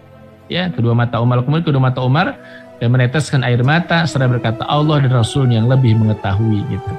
Jadi Umar walaupun dalam keadaan emosi ketika diingatkan tentang ayat Allah, ya, tentang sabda Nabi SAW, itu Umar langsung ya hatinya kemudian luluh. Ya, buktinya ketika Rasul mengatakan, sungguh Hatib ini adalah alumni perang Badar, veteran perang Badar. Dia turut serta dalam perang Badar. Ya, sementara Allah ya sudah menegaskan akan meninggikan martabat orang yang turut serta dalam perang Badar. Ini khusus memang, ya. Dan Allah bertitah, berbuatlah sekehendak kalian ku ampuni. Itu Masya Allah, ya, orang perang Badar. Jadi artinya Rasulullah SAW memaafkan Hatib bin Abi Balta'ah karena Allah Subhanahu Wa Taala pun memaafkan para veteran perang Badar. Ya, lalu Umar meneteskan air mata sambil mengatakan Allah dan Rasulnya yang lebih mengetahui. Masya Allah. Nah, dari dialog antara Rasulullah dengan Umar bin Khattab mengenai Hatib bin Abi Balta'ah ini, orang sahabat yang hendak membocorkan rahasia Fathu Mekah, ya, pergerakan pasukan kaum muslimin. Ya, ini kita bisa simpulkan berapa. Yang pertama, sanksi hukum bagi orang yang menjadi mata-mata adalah dibunuh. Umar telah mengemukakan mengenai sanksi hukum ini dan Nabi tidak mengingkarinya. Tetapi bila melarang penerapan sanksi hukuman itu karena Hatib ini adalah termasuk orang yang ikut dalam perang Badar. Ini pengecualian, ya. Yang kedua, keteguhan sikap Umar dalam membela agama Islam. Keteguhan sikap Umar inilah yang tampak ketika memohon kepada Nabi untuk memenggal leher Hatib bin Abi Balta'ah. Ini bukan karena kebencian tentunya, karena keteguhan sikap Umar terhadap ketentuan dari Allah dan Rasulnya. Keteguhan Umar untuk membela agama Allah. Itu kepedulian Umar ini, kalau saja bocor rencana mendatangi Mekah, ya, maka boleh jadi Fathu Mekah itu kan gagal. Nah, disitulah kemudian peran Umar. Bukan berarti Umar benci terhadap Hatib bin Abi Balta'ah, tetapi kemudian konsistensi Umar terhadap ajaran Islam itu. Yang ketiga, dosa besar tidak menghapus iman. Perbuatan yang dilakukan oleh Hatib tergolong dosa besar yang yakni memata-matai kaum muslimin, ya. Kendati demikian, ia tetaplah seorang mukmin, ya. Dia tetap seorang mukmin, ya. Yang keempat, Umar hanya menyandangkan kepada Hatib sifat munafik secara bahasa, ya, bukan secara maknawi. Sebab nifak secara maknawi telah merahasiakan kekufuran dan menampakkan diri dengan Islam. Yang dimaksud oleh Umar adalah Hatib menyembunyikan sesuatu yang berbeda dengan apa yang ia tampakkan. Di mana Hatib mengirimkan sepucuk surat kepada penduduk Mekah, hal itu bertentangan dengan keimanan. Harusnya Hatib berjuang membela Islam dan mengorbankan dirinya di jalannya, bukan malah melakukan sebaliknya. Kira-kira begitu. Ya. Yang kelima, Umar pun terpengaruh dengan jawaban Nabi. Dalam sekejap ia berubah dari orang yang pemarah menuntut untuk menerapkan sanksi berat terhadap Hatib menjadi orang yang lemah lembut dan mengatakan Allah dan Rasulnya lebih mengetahui, sambil Umar meneteskan air mata, gitu, ya. Hal ini tentu disebabkan karena marahnya adalah karena Allah dan Rasulnya. Jadi marahnya Umar terhadap Hatib karena Allah dan Rasulnya, ya, bukan karena personalnya. Jadi Umar marah kepada Hatib sampai kemudian mengusulkan saya saja yang penggal lehernya ya Rasulullah. Ya, itu marahnya karena Allah Umar itu, bukan karena kebencian terhadap Hatib bin Abi Balta'ahnya. Itu, ya. Sehingga ketika kemudian Rasul mengatakan bahwa dia telah diampuni Allah Subhanahu wa taala karena dia merupakan alumni veteran perang Badar, maka Umar mengatakan Allah dan Rasul lebih mengetahui, sambil Umar pun menangis meneteskan air mata. Itu menunjukkan bahwa marahnya Umar, tegasnya Umar itu bukan karena pribadi tapi karena Allah dan Rasulnya. Nah, ini berikutnya terkait dengan di sela-sela Fathu Mekah. Ini kisahnya Abu Sufyan yang kemudian sesaat sebelum itu dia masuk Islam, gitu, ya. Tapi ada kisah diantaranya adalah ketika Rasul singgah di perlintasan Az-Zahran, itu sudah mulai dekat ke Mekah, ya. Abu Sufyan khawatir atas keselamatan dirinya. Jadi ketika itu Abbas itu kemudian melakukan patroli di depan dan melihat di situ ada Abu Sufyan sedang berbicara dengan temannya, gitu. Abbas ibn Abdul Muttalib, paman Nabi SAW, menawarkan kepada Abu Sufyan untuk memohon jaminan keamanan dari Rasulullah. Wahai Abu Sufyan, ya, maukah engkau mendapatkan jaminan keamanan? Kata Abbas, engkau aman, ya. Walaupun ketika itu Abbas menawarkan agar dia masuk Islam, gitu. Abu Sufyan setuju. Lalu Abbas mengatakan, celaka Anda wahai Abu Sufyan, ini adalah Rasulullah yang sedang berada di tengah-tengah pasukan kaum muslimin. Jadi dia pada saat itu sudah malam, ya. Abbas ibn Abdul Muttalib itu memperlihatkan tuh, wahai Abu Sufyan, tahukah engkau itu apa menyala-nyala merah terang di sana? Itu pasukan kaum muslimin, jumlah mereka banyak sekali, gitu, kira-kira gitu. Ya, celaka Anda ya Abu Sufyan, ini adalah Rasulullah yang sedang berada di tengah-tengah pasukan kaum muslimin. Lihat tuh jumlahnya banyak sekali. Lantas apa jalan keluarnya? Ayah dan ibuku menjadi tebusanmu, kata Abu Sufyan. Abbas menjawab, demi Allah, bila dia berhasil menangkapmu, niscaya dia akan memenggal lehermu. Ya, ditakut-takutin sama Abbas bin Abdul Muthalib. Karena itu naiklah ke punggung kuda ini. Nah, kalau ente mau aman, ya ente mau aman nggak? Mau aman. Oke, mau perlindungan dari Rasulullah? Mau. Oke, naiklah ke punggung keledai ini. Ada yang mengatakan itu keledainya Rasulullah SAW. Nah, itu keledainya Rasulullah SAW, ya dipinjam oleh Abbas bin Abdul Muthalib. Naik ke sini, dibonceng itu sama Abbas. Ya, bin Abdul Muthalib. Lalu kemudian aku mempertemukanku dengan Rasulullah dan mohon jaminan keamanan kepada Abu Sufyan, gitu, kepada Abu Sufyan. Itu ketika di jalan, ya, ketika Umar melihat Abu Sufyan, ya, dibonceng oleh Abbas bin Abdul Muthalib, diketahui oleh Umar. Dia mengatakan Abu Sufyan musuh Allah, katanya. Ya, karena Umar waktu itu kepala keamanannya melihat Abbas bin Abdul Muthalib membonceng Abu Sufyan pakai keledainya Rasulullah SAW, gitu ya. Dilihat oleh Umar, nih Abu Sufyan nih musuh Allah, ada apa dia, gitu. Segala puji bagi Allah yang telah membuat Anda menyerah tanpa syarat kepada saya, kata Umar. Kemudian Umar menemui Rasulullah SAW. Kepada Rasulullah, Umar mengatakan, ya Rasulullah, ini Abu Sufyan. Allah telah membuatnya menyerah kepada kita tanpa syarat. Biarkanlah aku penggal lehernya. Gitu. Lagi-lagi Umar, ya begitu ya. Karena dia tahu Abu Sufyan ini track recordnya luar biasa. Memerangi kaum muslimin sejak perang Badar, perang Uhud, dan seterusnya. Kukatakan kepada Rasulullah, ya Rasulullah, aku telah menjamin keamanannya. Ya, setelah itu kukatakan kepada Umar, tenang ya Umar. Demi Allah, bagaimana sekiranya yang memohon jaminan keamanan itu berasal dari Bani Adi? Apa yang Anda akan katakan? Ini yang memohon jaminan adalah Abbas bin Abdul Muthalib, pamannya Nabi. Anda sudah tahu Abu Sufyan ini termasuk dari Bani Abdi Manaf. Umar menjawab, tenang, wahai Abbas. Ya, demi Allah, keislaman Anda di saat Anda masuk Islam adalah lebih kucintai daripada keislaman Al-Khattab sekiranya ia masuk Islam. Sungguh aku telah mengetahui kalau keislaman Anda lebih dicintai Rasulullah daripada keislaman Al-Khattab, ayahnya Umar bin Khattab. Ya, Rasulullah mengatakan kepada saya, pergilah Anda wahai Abbas, naikilah hewan tungganganmu, besok pagi temui aku bersama dengan dia. Gitu. Ya, ini akhirnya malam itu kemudian Abu Sufyan dan Abbas kembali ke tendanya Abbas bin Abdul Muthalib, yang kemudian besok harinya Abu Sufyan masuk Islam itu pada saat itu. Demikian itu sikap Umar. Ya, telah melihat musuh, yakni Abu Sufyan melintas di kem-kem pasukan kaum muslimin dengan berlindung di balik Abbas pamannya Nabi. Abu Sufyan tambah ketakutan. Umar ingin memenggal lehernya Abu Sufyan sebagai perbuatan yang mendekatkan diri kepada Allah dan jihad di jalannya. Tetapi Allah menghendaki kebaikan bagi Abu Sufyan. Allah melapangkan dada Abu Sufyan untuk masuk Islam sampai kemudian dia selamat. Gitu ya. Akhirnya pada saat itulah Abu Sufyan masuk Islam. Berikut ini perang Hunain, ya. Ini sedikit saja, tinggal beberapa ini lagi. Pada saat perang Hunain, pasukan musuh menyerang pasukan kaum muslimin secara tiba-tiba. Nah, jadi kita tahu ya perang Hunain setelah Fathu Mekah, lalu kemudian ada rencana orang-orang sekitar Taif untuk menyerang kota Mekah karena di situ ada Rasulullah SAW. Nah, lalu kemudian pasukan dari Taif bergerak, pasukan Rasulullah SAW juga bergerak, bertemu di Hunain, di lembah Hunain. Tetapi ya pasukan musuh lebih awal sampai di Hunain. Nah, pasukan musuh kemudian ketika sudah berada di situ, ketika kaum muslimin menuruni lembah, langsung kemudian diserang secara mendadak. Akhirnya pasukan kaum muslimin mundur. Rasulullah akhirnya bergabung dengan pasukan sayap kanan. Kemudian beliau menyerukan, di mana kalian wahai pasukan kaum muslimin? Mendekatilah kemari. Aku adalah utusan Allah. Ana Rasulullah. Aku adalah Muhammad bin Abdullah. Ya, tidak seorang pun dari pasukan kaum muslimin mendengar seruan itu. Pasukan kaum muslimin melarikan diri pada saat perang Hunain itu, masya Allah, gitu ya.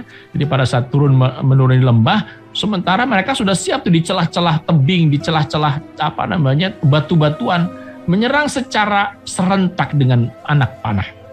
Ya, pasukan kaum muslimin kok kacir pada saat perang Hunain itu.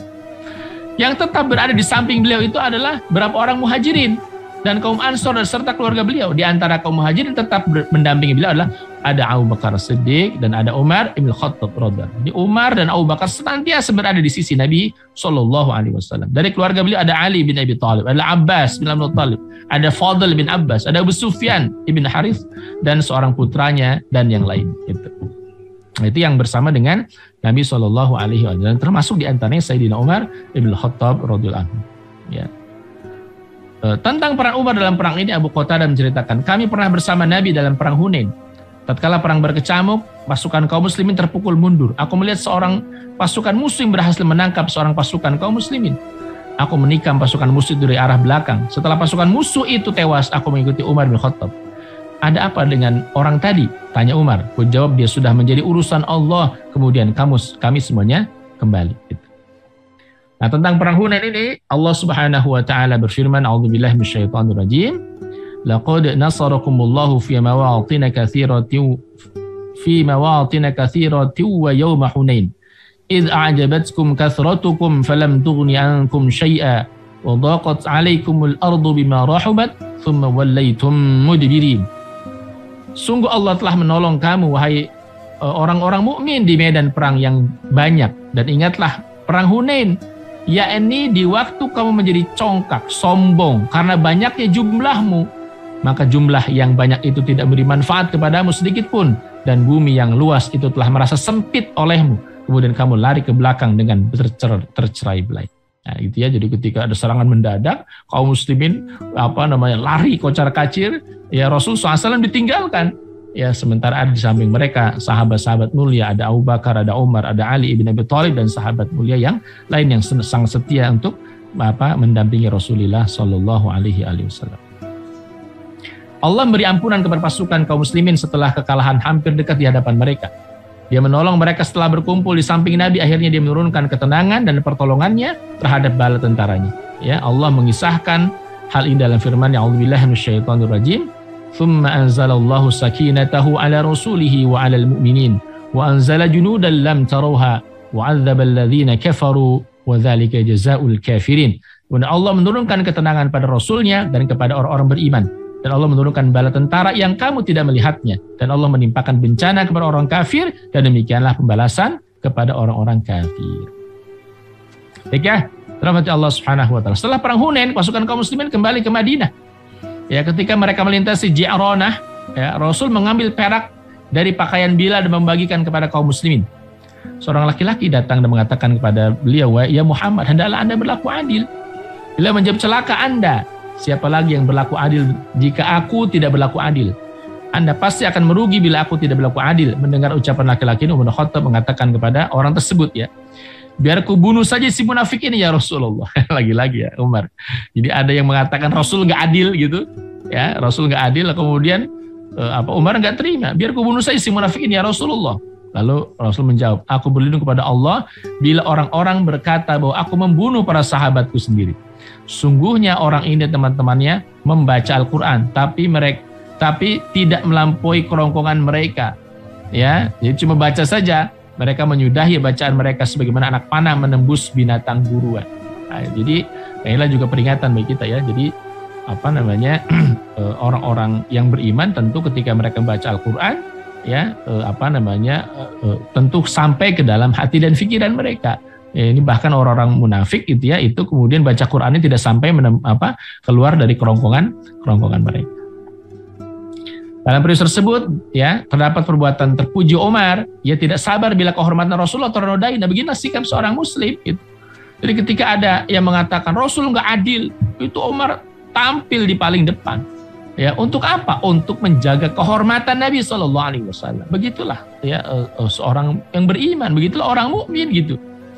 Laki-laki itu telah menodai makom kenabian dan makom risalah Nabi. Karena itu Umar menyampaikan kepada Nabi, biarkan kubunuh saja si munafik ini ya Rasulullah. Itulah reaksi Umar yang terhadap orang yang berusaha menodai kesucian Rasulullah SAW. Maka sikap Umar inilah yang harusnya kita contoh juga pada saat sekarang gitu. Ketika ada orang yang menodai kehormatan Nabi, mencaci Nabi, yang menistakan Nabi SAW, menghinakan Nabi dengan kalimat-kalimat yang tidak pantas ya, maka kemudian kaum muslimin itu harus marah. Marah itu marah tentu marah karena Allah, ya, marah karena Rasulnya dihinakan. Sebagaimana Umar marah ketika ada orang mengatakan Rasul nggak adil gitu, ya. Ketika ada yang mengatakan Rasul tidak adil, gitu. Masya Allah. Pada saat di Ji'ranah, Umar memenuhi keinginan Ya'la bin Umayyah At-Tamimi, sahabat yang masyhur pernah melihat Rasul sedang menerima wahyu. Dirawikan dari Sofwan bin Ya'la, bahwa Ya'la pernah mengatakan kepada Umar, betapa gembiranya aku karena aku dapat menyaksikan Nabi Allah sedang menerima wahyu. Lalu Umar bercerita, ketika Nabi sedang berada di Ji'ranah, bila ditutupi dengan sehelai kain, bersama beliau ada beberapa orang sahabat. Tiba-tiba datanglah seorang badu yang mengenakan jubah yang dilumuri minyak wangi. Ya Rasulullah, bagaimana pendapat Anda tentang orang yang mengenakan ihram untuk umroh dengan mengenakan jubah yang dilumuri minyak wangi? Tanya Umar sambil menunduk ke arah Ya'la. Nabi memanggil Ya'la, tiba-tiba wajah beliau memerah seperti orang tidur yang mendengkur. Setelah itu Nabi bertanya, di mana orang yang bertanya tentang umroh tadi? Setelah orang itu dicari, ia dibawa ke hadapan Nabi.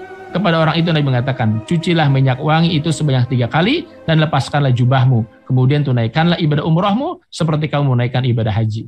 Jadi karena kita tahu ya bahwa orang yang sedang ihram itu tidak boleh mengenakan minyak wangi gitu ya. Itu kemudian diingatkan oleh Umar bertanya lalu diingatkan oleh Rasulullah Shallallahu Alaihi Wasallam. Nah, berikutnya terakhir nih perang Tabuk ya. Pada saat perang Tabuk tahun ke-9 Hijriah, ya, Sayyidina Umar menginfakkan setengah hartanya untuk keperluan perang Tabuk. Ya, kita tahu perang Tabuk ini perang yang sangat menentukan ya. Yakni ketika umat Islam berhadapan dengan orang-orang Romawi yang ketika itu Rasulullah SAW ya, kondisi Madinah sedang paceklik, belum panen, bahkan hendak panen ya. Jadi masa sedang pacekliknya gitu. Dan Rasulullah SAW memerintahkan para sahabat untuk menginfakkan hartanya di jalan Allah Subhanahu wa taala. Ketika itu berlomba-lomba lah para sahabat untuk menginfakkan hartanya di jalan Allah. Di antaranya ada sahabat Abu Bakar As-Siddiq menginfakkan seluruh hartanya di jalan Allah. Ini ketika ditanya, apa yang kau sisakan untuk keluargamu, kata Rasulullah SAW kepada Abu Bakar, ya Allah dan Rasulnya. Ya, ketika Umar bin Khattab menyerahkan setengah hartanya, Rasul bertanya, apa yang kau sisakan untuk keluargamu ya Umar? Ya, sebagaimana aku berikan. Ya, artinya sama, yang diberikan, yang diinfakkan oleh Umar dengan yang ditinggalkan itu sama. Umar menyedekahkan setengah hartanya di jalan Allah. Ya. Diriwayatkan dari Abu Hurairah, ia bercerita, pada saat perang Tabuk kaum muslimin tertimpa masa paceklik. Mereka menyampaikan kepada Nabi, ya Rasulullah, apakah Anda mengizinkan kami untuk menyembelih unta-unta tunggangan kami sehingga kami dapat menyantap dagingnya dan memanfaatkan minyak lemaknya? Lakukanlah, kata Rasulullah SAW. Jadi ada yang mengusulkan, kita ini kehabisan bekal makanan. Bagaimana kalau kita sembelih unta, kita makan dagingnya, kita manfaatkan lemaknya gitu. Ya. Tak lama kemudian Umar datang. Dia mengatakan mengusulkan kepada Rasulullah SAW, ya Rasulullah, kalau Anda mengizinkan untuk melakukan itu, menyembelih unta, maka akan berkuranglah perbekalan kita. Aku sarankan, panggillah mereka untuk membawa kelebihan bekal mereka, lalu mohonlah kepada Allah agar menganugerahkan berkah bagi mereka. Mudah-mudahan Allah berkenan mengabulkannya. Iya, kata Rasulullah SAW. Jadi Umar tidak setuju ketika unta itu disembelih karena akan berkurang perbekalan, kendaraan juga berkurang gitu. Umar mengusulkan apa? Umar mengusulkan kumpulkan saja perbekalan di antara mereka, kumpulkan di suatu tempat, lalu engkau doakan supaya ada keberkahan gitu. Kemudian Rasulullah meminta diambilkan permadani dari kulit dan membentangkannya. Lalu beliau memanggil mereka untuk membawa kelebihan bekal mereka. Kumpulkan di sini, simpan di sini. Ada yang datang membawa segenggam gandum, ada yang datang membawa segenggam kurma. Lalu akhirnya terkumpul di atas permadani itu. Kemudian Rasul berdoa. Lalu mengatakan kepada mereka, isilah bejana kalian. Mereka mengisi bejana mereka hingga tidak dapat satu bejana pun di camp itu kecuali semua penuh. Mereka semua makan sampai kenyang. Kendati demikian masih terdapat kelebihan juga. Rasul bersabda, aku bersaksi bahwa tidak Tuhan selain Allah dan aku adalah utusan Allah. Nah, gitu. Jadi ini menegaskan. Jadi usulan Umar bin Khattab saat itu pada perang Tabuk ya, ketika hendak berangkat perang Tabuk itu ya jangan sembelih unta gitu. Lebih baik apa? Kumpulkan saja sisa-sisa perbekalan para sahabat itu, kumpulkan di satu tempat, engkau doakan. Nah, akhirnya Masya Allah ya, ketika itu silakan ambil, penuhi kantong-kantong kalian, dipenuhi kantong-kantongnya semua penuh itu. Yang awalnya cuman mereka memberikan satu genggam kurma, satu genggam gandum, akhirnya tempat-tempat perbekalan mereka dipenuhi oleh makanan. Ya, Masya Allah. Itu atas idenya, inisiatifnya Sayyidina Umar bin Khattab radhiyallahu anhu. Baik ya, rahmati Allah Subhanahu wa taala. Insyaallah, mohon maaf ya terburu-buru untuk menyampaikannya. Mudah-mudahan ada manfaatnya. Demikian terkait dengan salah satu fragmen ya, bagaimana peran Sayyidina Umar bin Khattab dalam berbagai macam medan jihad bersama dengan Nabi Sallallahu Alaihi Wasallam. Baik, Masya Allah. Ustadz, terima kasih atas paparan ilmu di kesempatan pagi yang berbarokah ini, Ustadz. Mungkin ini langsung pada ini Ustadz ya, terkait dengan pertanyaan-pertanyaan dari jamaah tentang menangani orang-orang yang munafik begitu, Ustadz. Kira-kira seperti apa? Sekaligus juga ini sebagai closing statement, Ustadz, terkait dengan sosok Umar ibn al-Khattab, Ustadz. Tafadhol, Ustadz.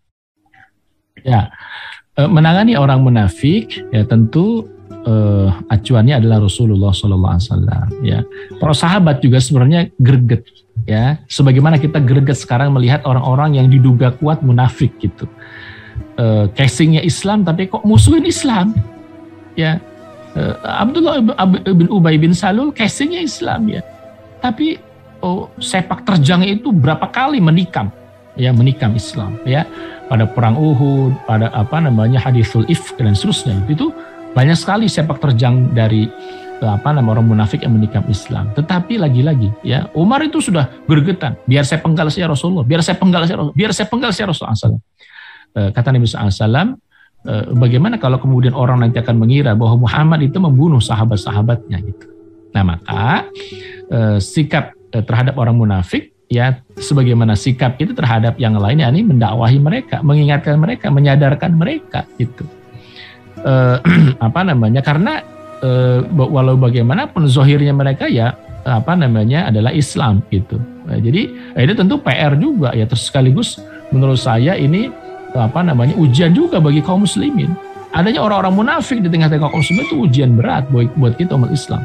Ya, harusnya PR kita adalah berhadapan vis a vis dengan orang kafir misalnya yang merangi kaum muslimin. Ini harus kemudian ngurusin orang-orang munafik juga gitu.